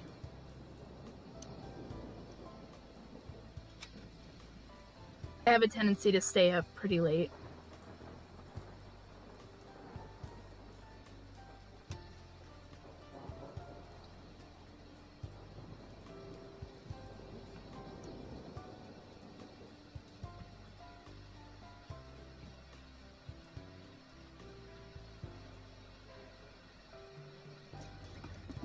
And part of it, I think, is so I have ADHD, which I guess those with ADHD tend to have later like what's the word, like internal clocks.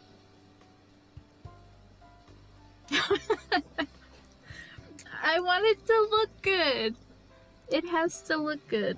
Otherwise, what's the point?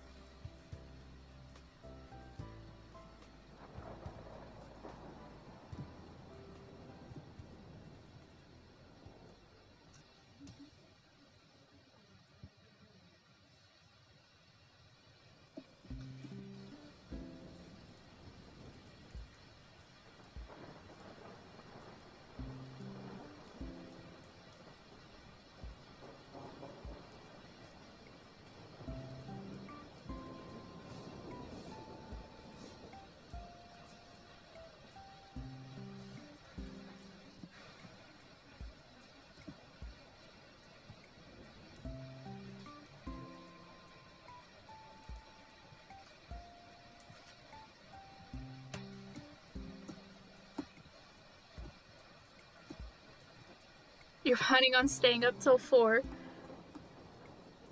I mean, as long as you're not, like, pushing yourself too hard.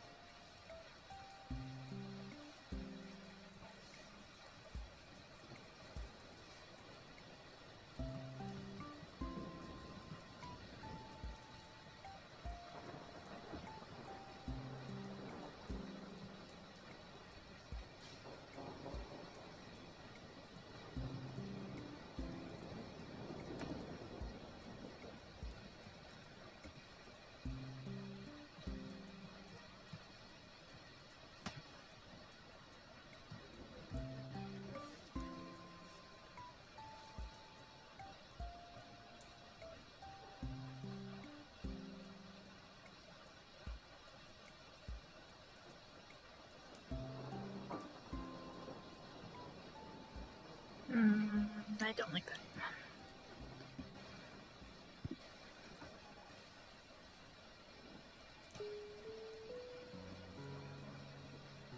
I wonder how the weather will be this year for that.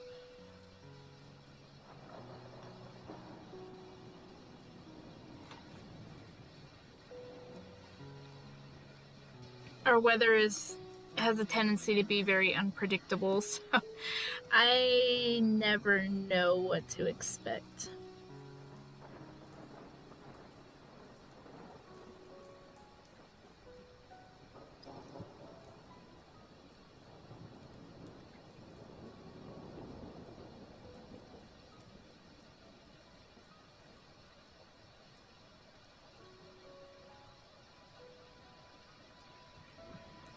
Oh, that is not what I want.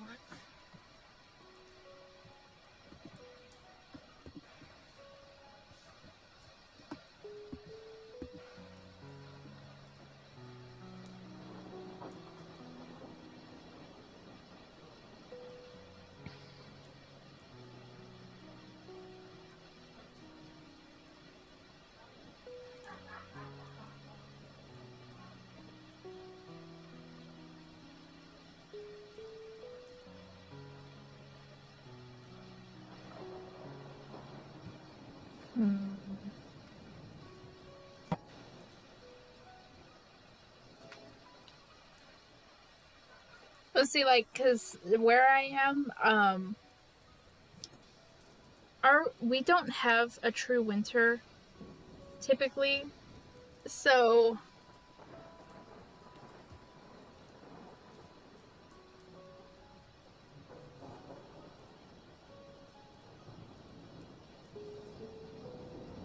sometimes it'll be like on Christmas, we never know what it's gonna be like, and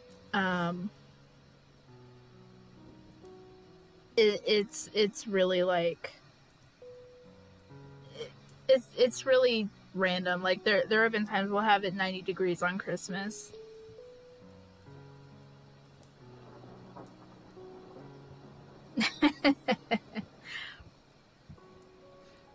I'm sure they would like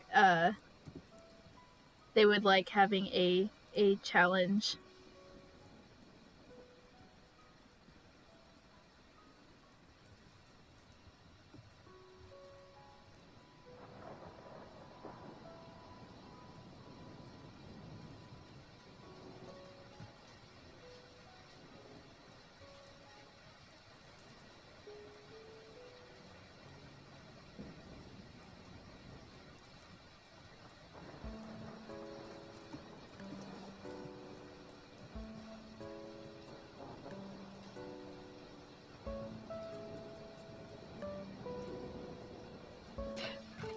I mean, where you are, that would make sense, but it doesn't really snow where I am either. I mean, it snows up in the mountains, but it snowed once here, and that was a huge fluke, and everybody lost their mind.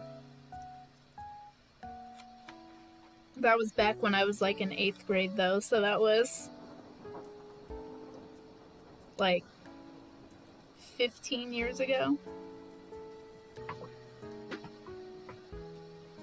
Yeah, same. It snows so very, very rarely here, and seriously, the last time that it snowed, people were like, what is going on? Like, it was not anything that we were expecting, and as a kid, it was like, oh my goodness, it would snow, we can have snowball fights, and they actually did let us leave the classrooms to go have a snowball fight with the teachers, because it was such a rare occurrence that they wanted us to take advantage of it, because I mean it's quite literally a once in a lifetime thing to happen, and so it was a lot of fun, and I'm glad that they let us do that, because the odds of that happening again are extremely slim.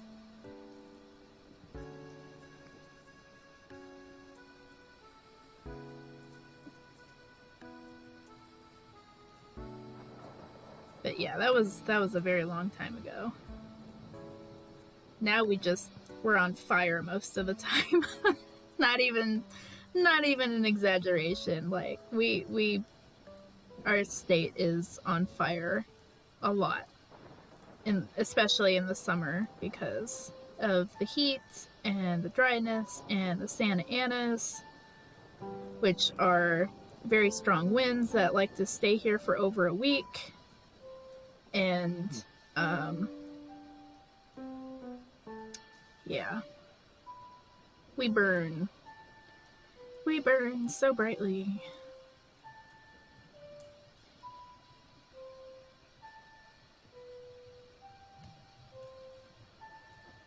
California's on fire.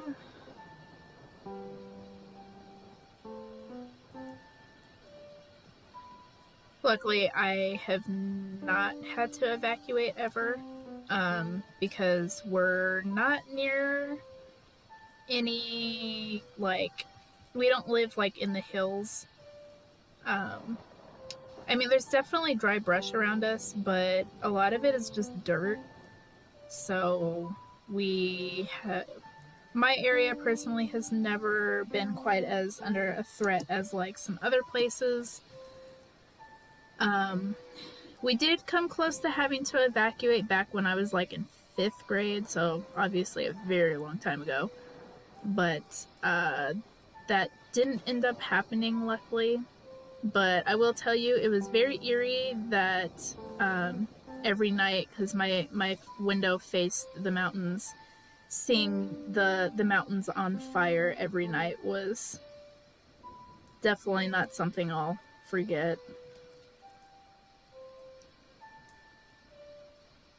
Yeah, I'm trying to avoid that line of thought pics for anxiety reasons. I would like to hope that that's not the case and that people will start taking scientists a little more seriously and will start doing stuff to combat, which, to be honest, there have been improvements. They just need to keep it up. And that's what we need to keep it up, you know. And the younger generations are a lot more vocal now, so, you know, people aren't just gonna sit quietly while all this stuff is happening. Oh, no worries, pigs. It just in that case, I mean, while it could be true, it's better to think more positively.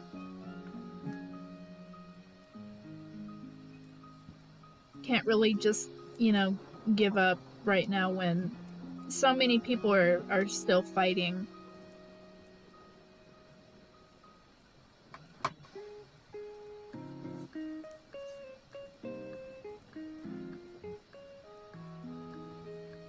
I mean, you look at all the conservation efforts that are happening with wildlife and how people are still stepping up to try and conserve water and energy, and I wouldn't say that we're doomed quite just yet.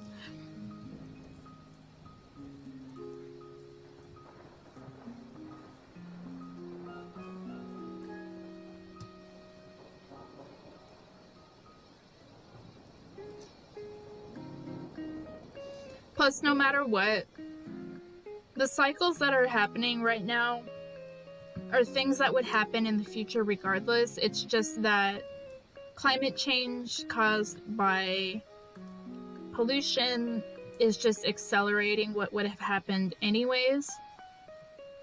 The Earth has come back from extreme situations before. And it'll continue regardless of what people think. It has a way of essentially fighting on.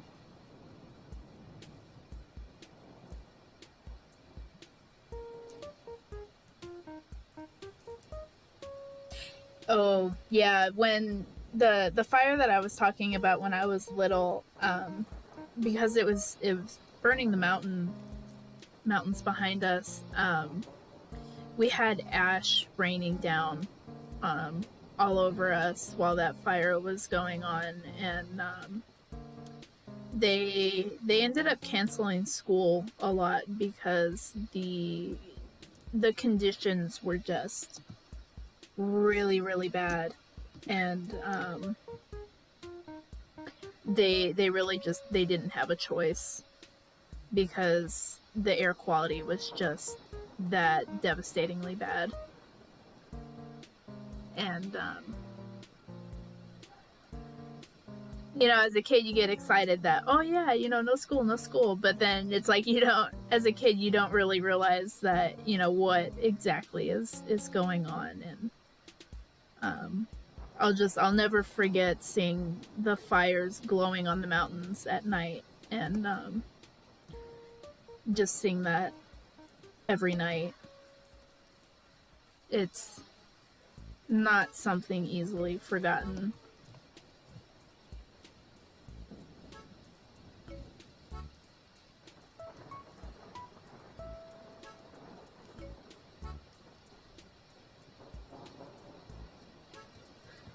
On a more positive note, when I was living in Michigan, I never really.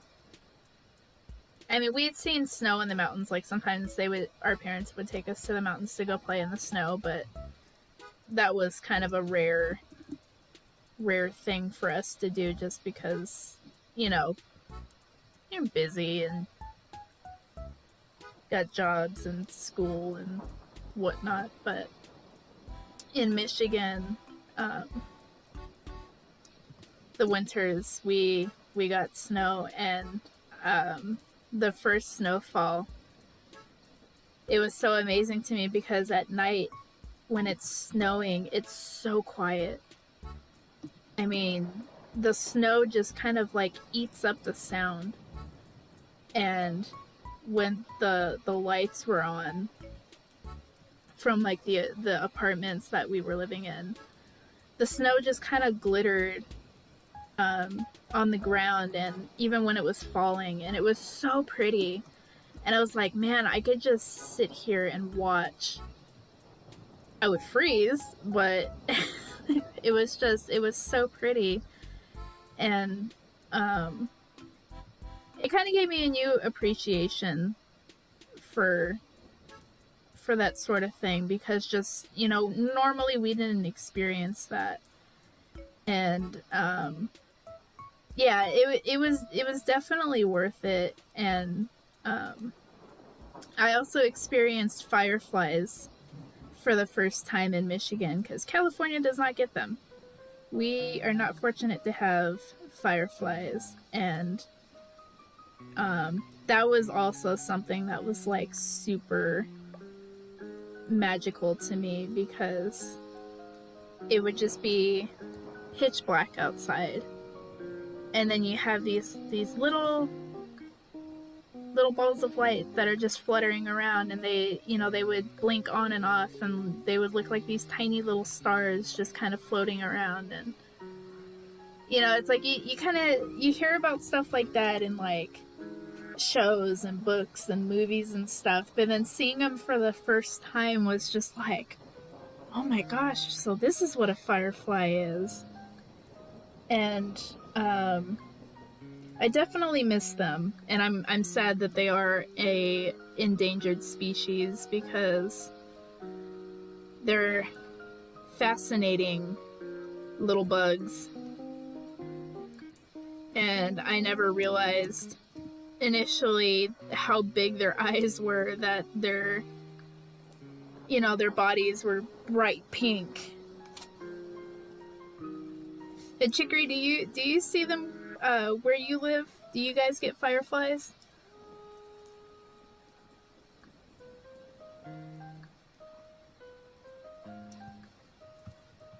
Just out of curiosity. Oh, you do? I am definitely jealous.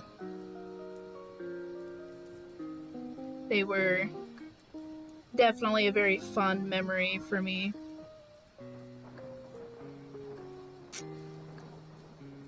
You're still seeing them this late?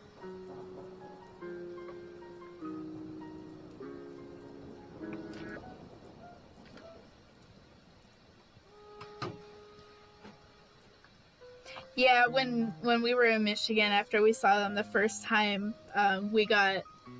we got something to catch them with, and I was so excited.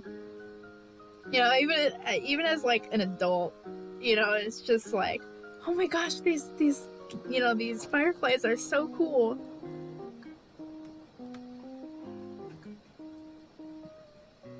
Oh, okay. Yeah, we had something like that for the caterpillars.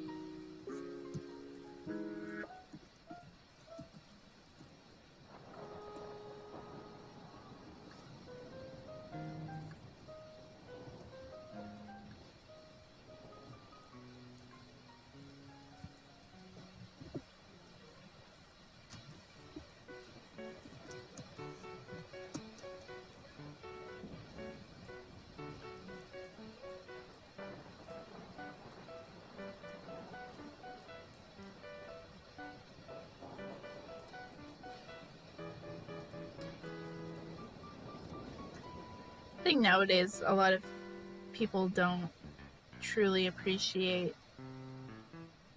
little things like fireflies and butterflies and caterpillars when they're just so cool.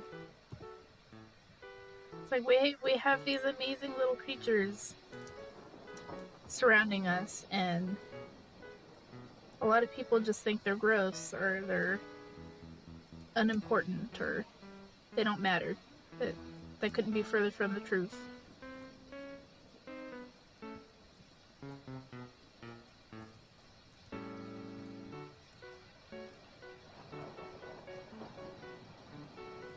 I mean, I ended up raising a moth when I was in Michigan. I found a little caterpillar out in the cold, and it was starting to snow, and I brought it inside because I didn't want it to freeze to death.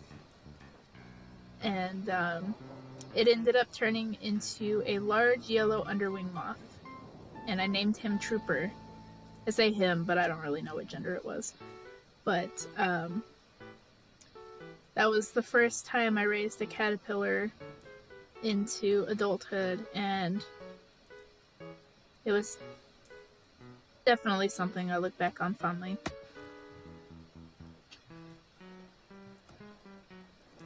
Caterpillars are cool.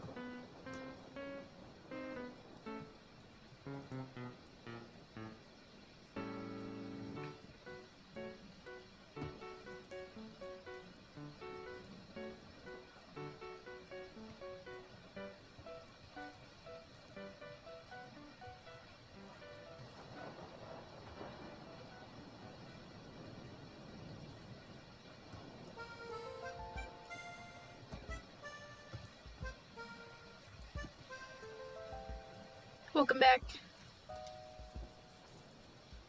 No worries. I was recounting when I lived in Michigan. I raised my first caterpillar out there, and it was a moth caterpillar, specifically the large yellow underwing. And it was actually in our garage when it started snowing, and I found it and decided to keep it because I didn't want it to freeze to death. And it ended up turning into a moth, and it was fascinating.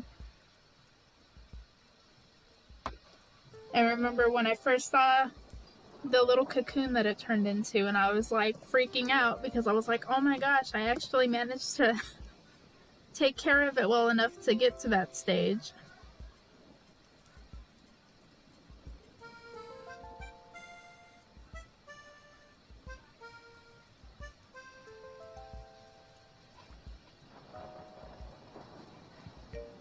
Bees and wasps, I mean, I can usually tell them apart pretty easily, but I know some wasps are very close looking to bees. I am leery of them because when I was a kid, the original house that we lived in, there used to be a lot of wasps. And they were particularly aggressive. We usually tried to leave them alone, but sometimes they would chase us. So I was always afraid of going outside because I was like, oh my gosh, they're gonna sting me.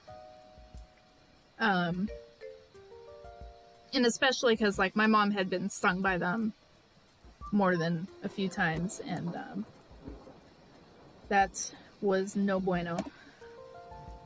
It was not good.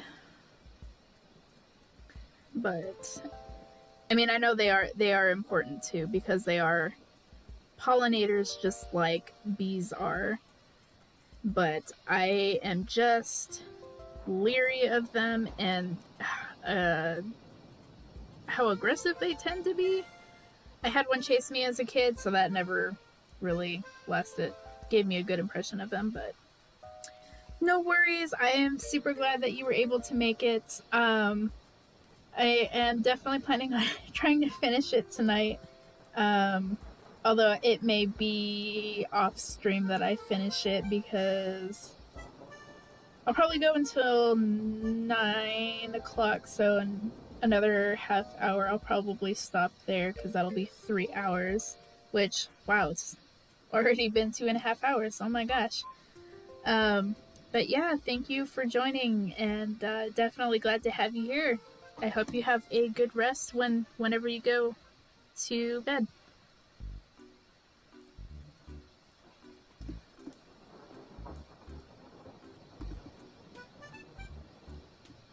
And thank you again for letting me stream this as well, since October is your character.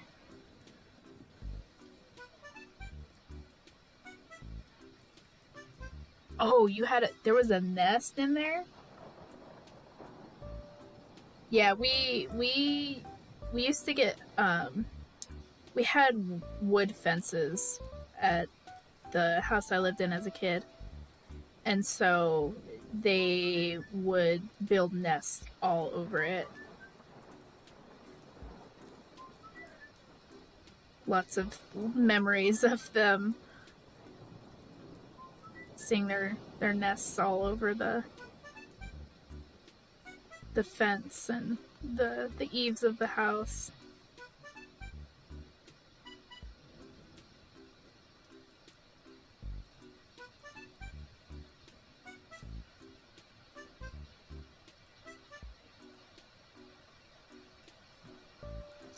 Memories.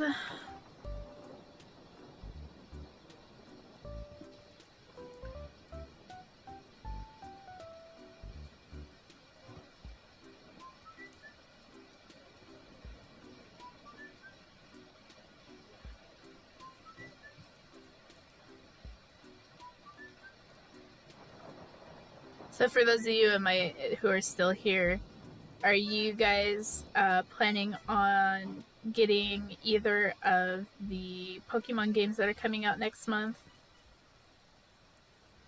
If so, which one?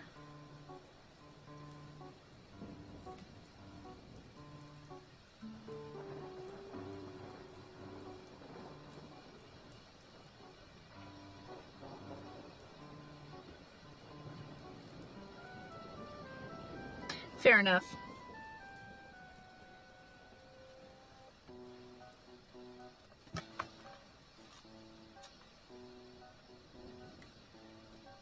Yeah, design-wise, I was stuck between them because I really like the design for Scarlet's Legendary, but Violet's Legendary is super sleek looking, and I really like the color combination that they did for that one.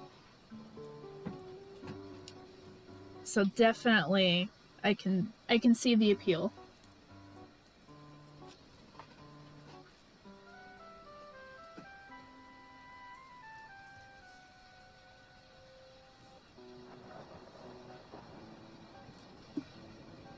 Welcome back, Amy.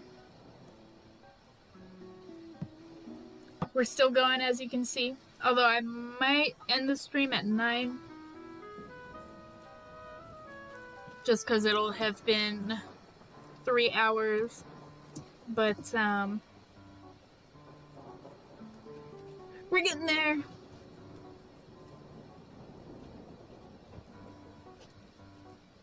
I know, Amy, that you said that, I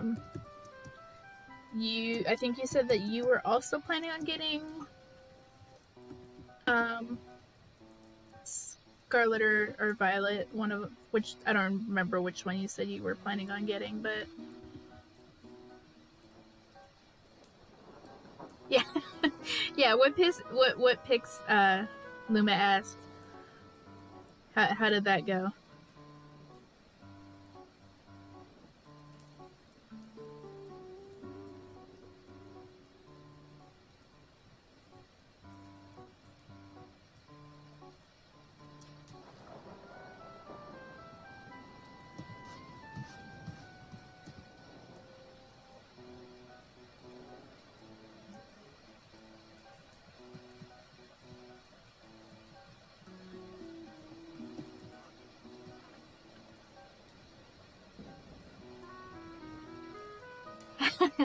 Thank you, Amy. Yeah, I am definitely very, very happy with how it's going right now, and I am definitely going overboard with this one, but no regrets.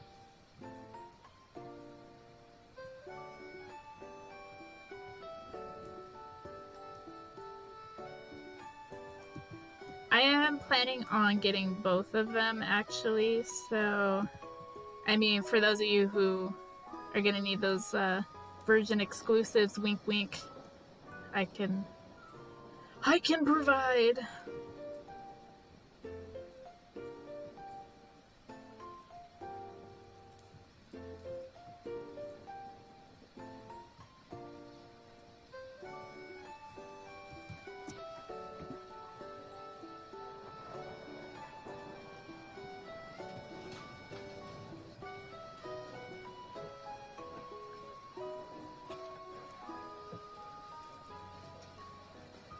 Pixie is definitely a precious bean.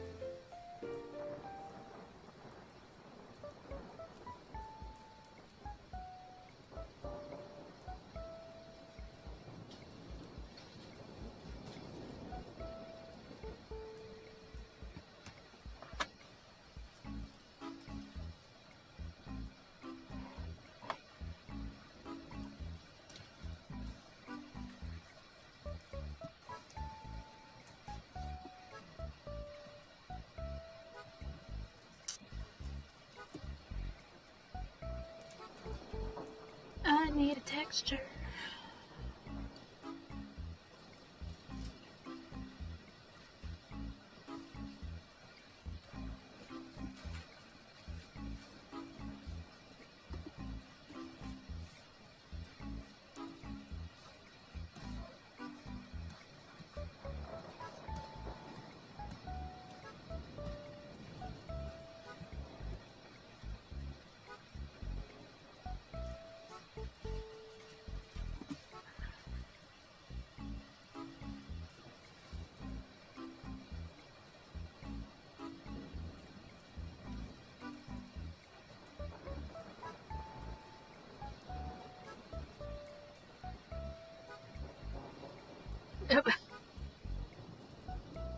I mean, that's good.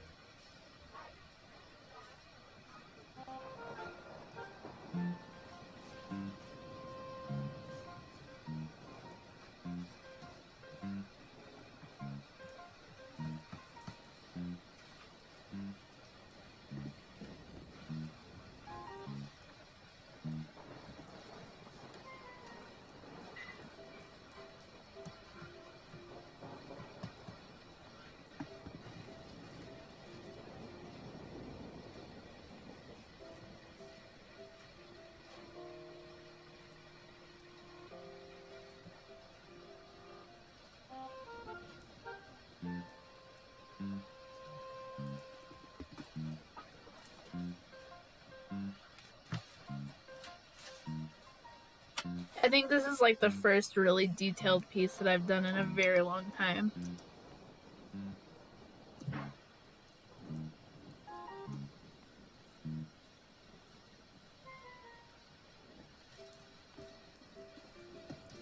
And regardless if I end up finishing it off stream, I will be posting it in the Discord so that everybody can see how it turned out.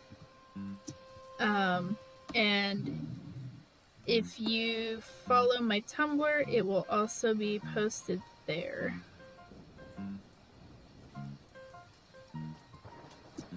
Rest well, Pix. Thank you for joining. Glad to have you in the stream as always.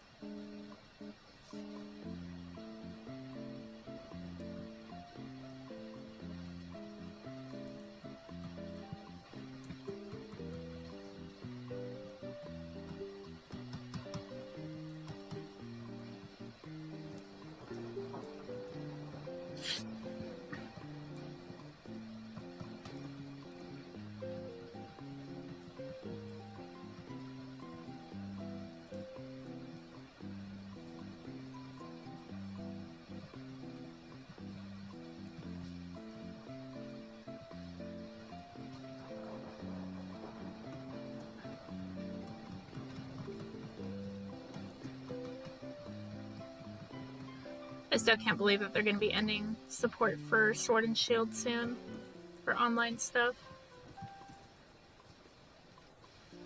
No more raid battles.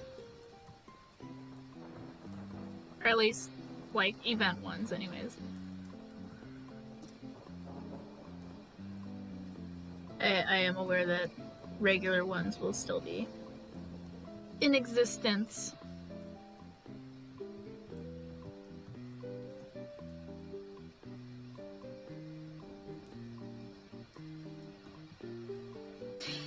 Yeah, I don't know if that's gonna be quite the same though.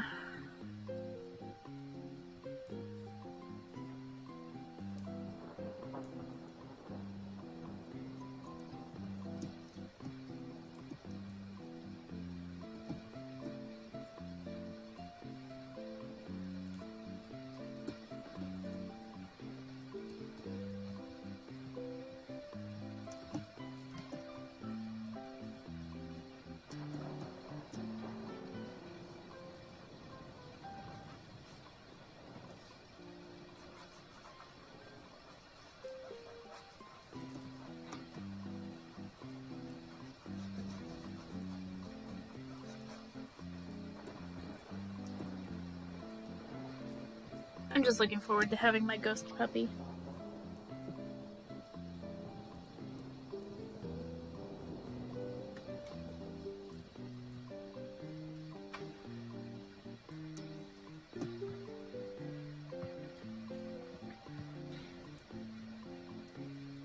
They are. I was so excited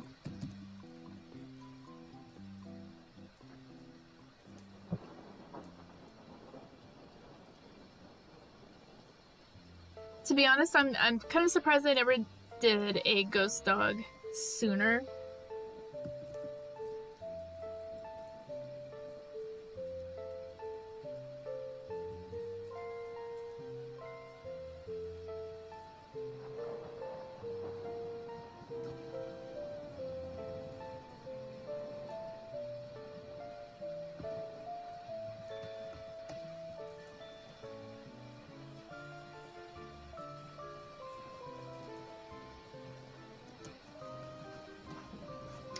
Ghost pupper is good pupper.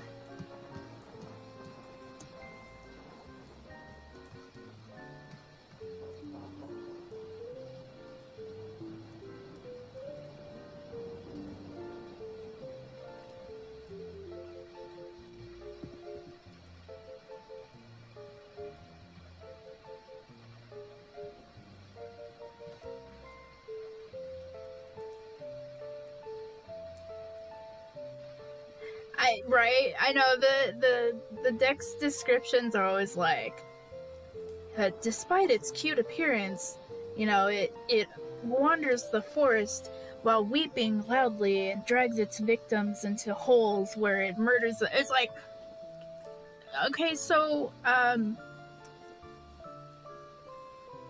what? I mean, and especially like when they portray them like in the anime, it's like they're always like either these really sweet-hearted goobers, or like there's like never anything really bad about them. Like the only one Pokemon that they've ever shown to be truly actually bad was Malamar in the Gen 6 season, where that one was actively plotting to take over the world and was like doing evil stuff, and that one wasn't even a ghost type. Like, and ghost types, you know, stigma, okay? Like my ghost babies are not the ones coming up with plans for world domination. They just want to have fun and play pranks and make friends. Please stop slandering my children.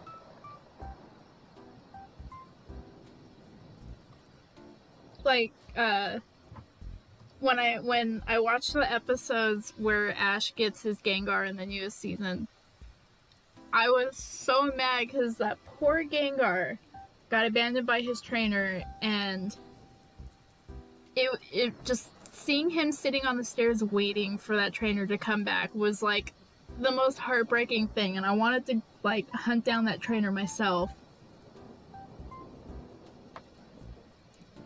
That Gengar did not deserve that treatment. They did. They really did.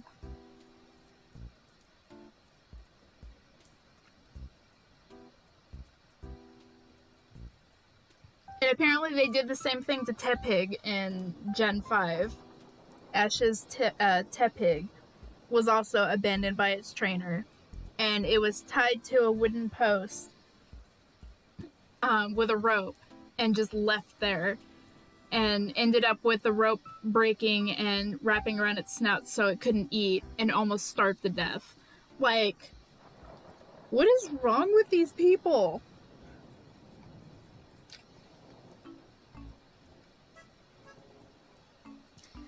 Props to Ash, though, for taking in and actually taking care of these poor Pokemon.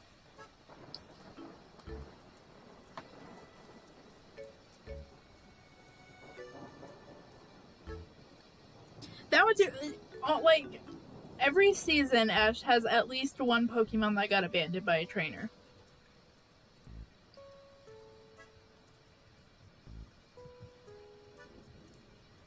So true. So true.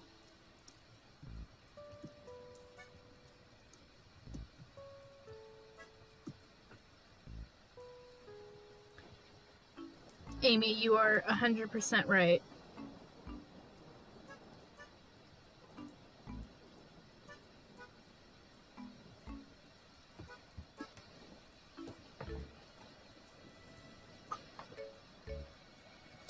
always love that turnaround too.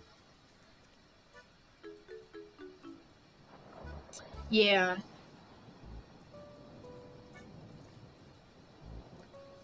As the series went on, they got better about writing certain things. So the newer seasons definitely, I find it easier to get emotional about things.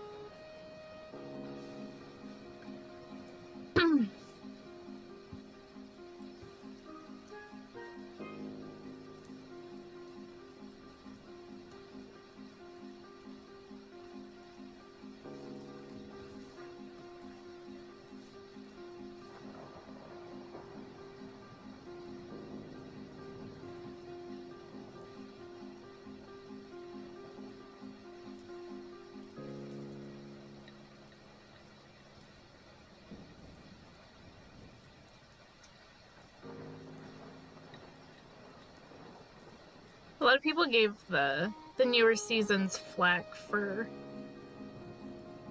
like the art style that they went with, but like honestly, after like Gen 7 and the new like Gen 8, what they're doing right now, I love the art direction that they took with it because it's so expressive and just it's a lot of fun.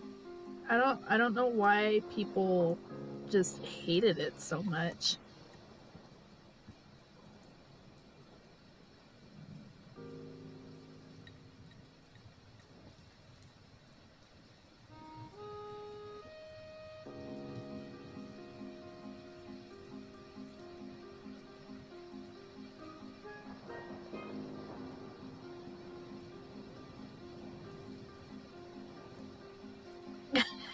He spaced out.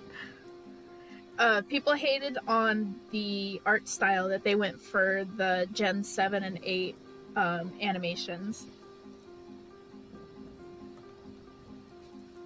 Like they kept calling it ugly, and I mean it was definitely a big like change art style wise, but I honestly liked it more because of how expressive it was.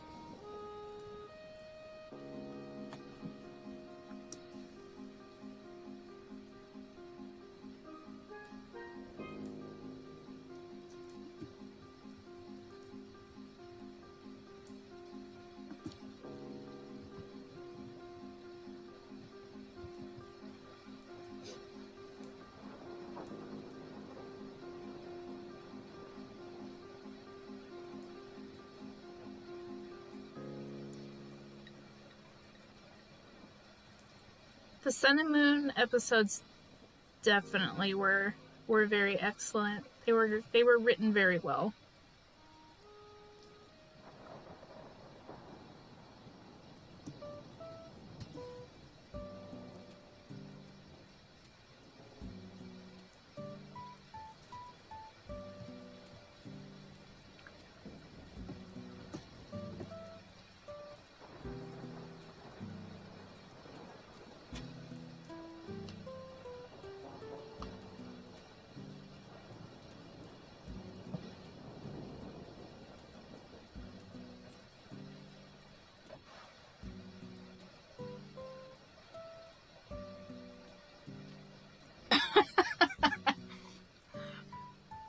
I know that feel. It's okay, Amy.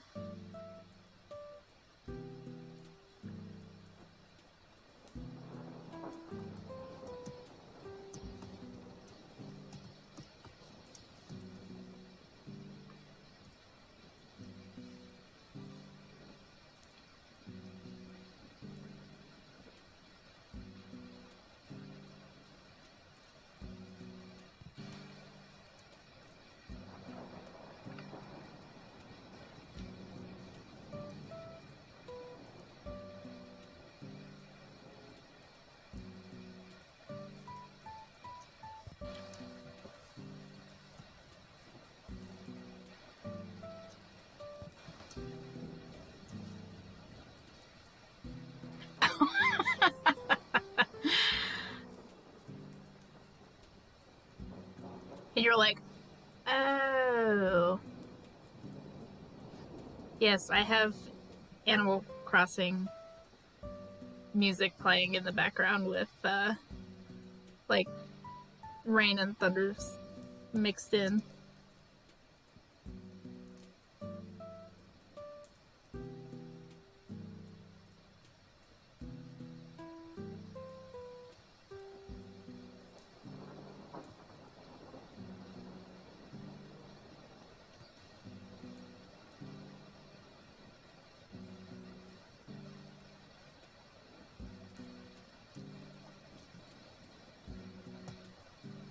What's up?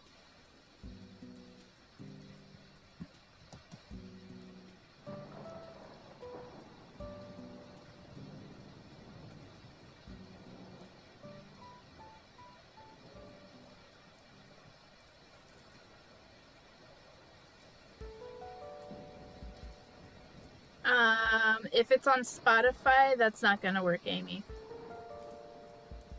Also, the music is directly in OBS, so it's not like I have Pandora or something like playing on my PC in the background.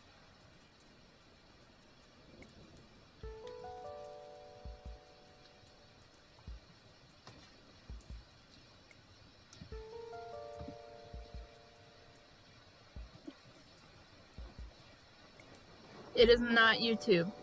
I very rarely use YouTube nowadays.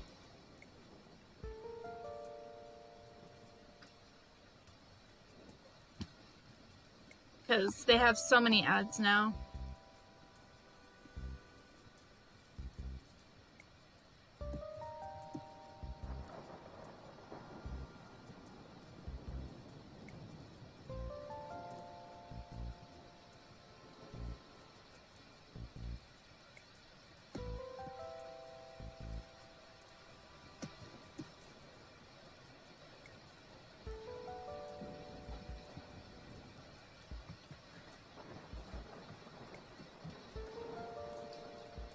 The only time I ever really go on YouTube is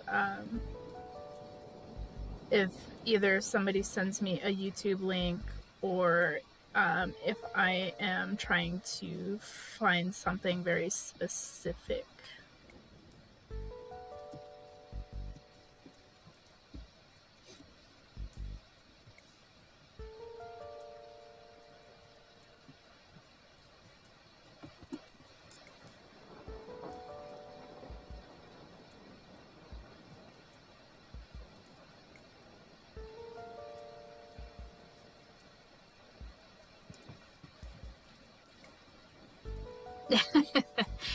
No worries, Amy. I definitely appreciate it.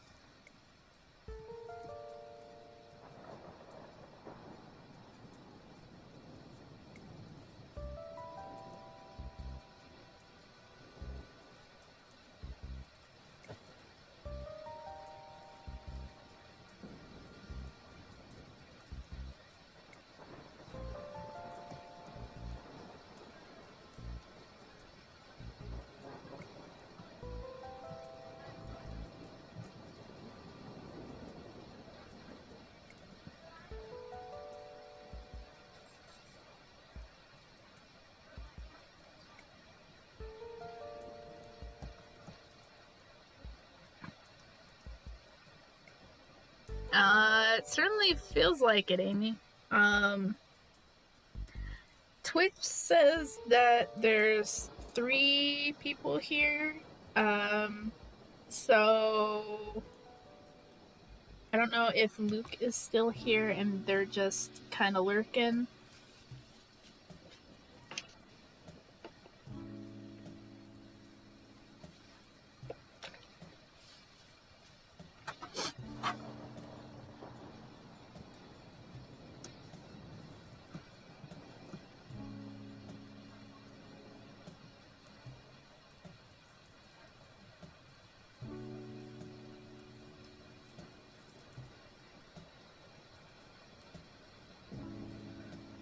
Oh, it's Maki. Maki's here lurking.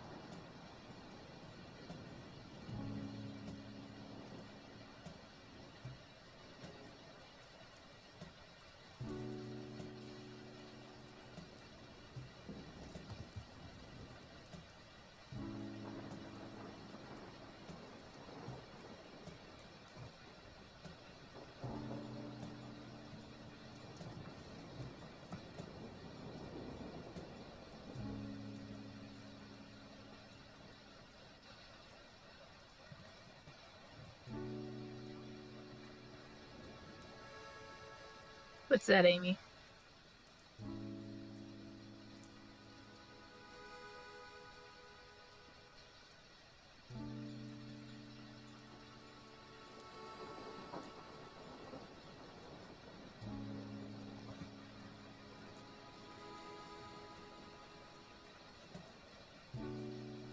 Ah, how's that going, Maki? Is there a lot of stuff you have to get rid of, or?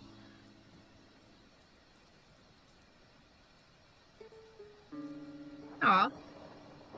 I like to something that's good and not something sad, which is something they totally could have done instead.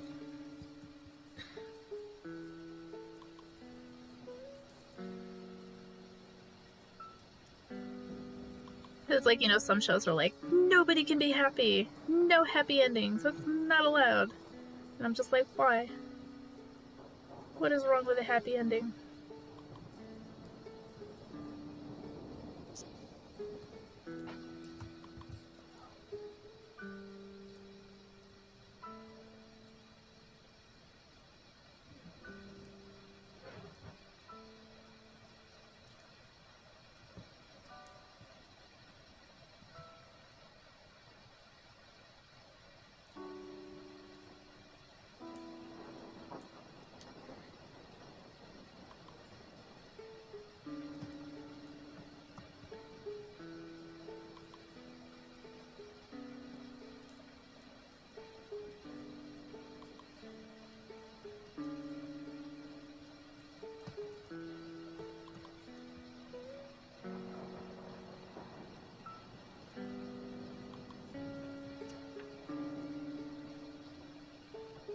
Sometimes sorting items in a game can be nice.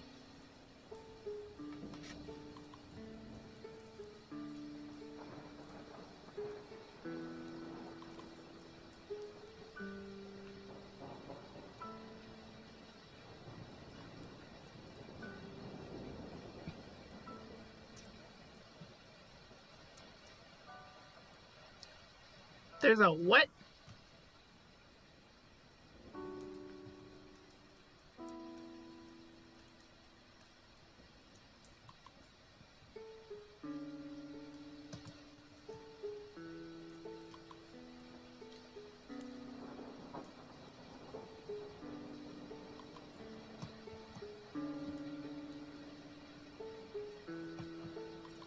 A what?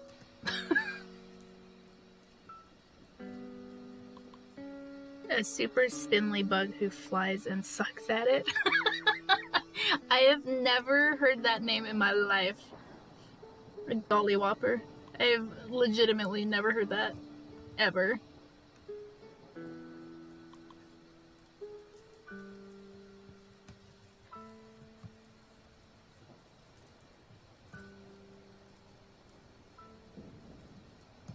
I've heard of a gallonipper, not a gollywhopper. Now it sounds like I'm talking about a very, very non-existent thing. So it is 9 o'clock and I am mostly done with this. I just have to finish shading the characters. But I'm gonna call it here. And I will do the rest off stream and then I will show you guys the finished product. But thank you guys for joining in. Definitely appreciate having you guys join in and watching the last 3 hours of this piece. So definitely was a lot more fun with you guys around. But you all take care and have a good rest of your night. And I should be streaming on Sunday still. I will let you guys know if anything changes though. But yeah, take care and have a wonderful rest of your night. See ya, everybody.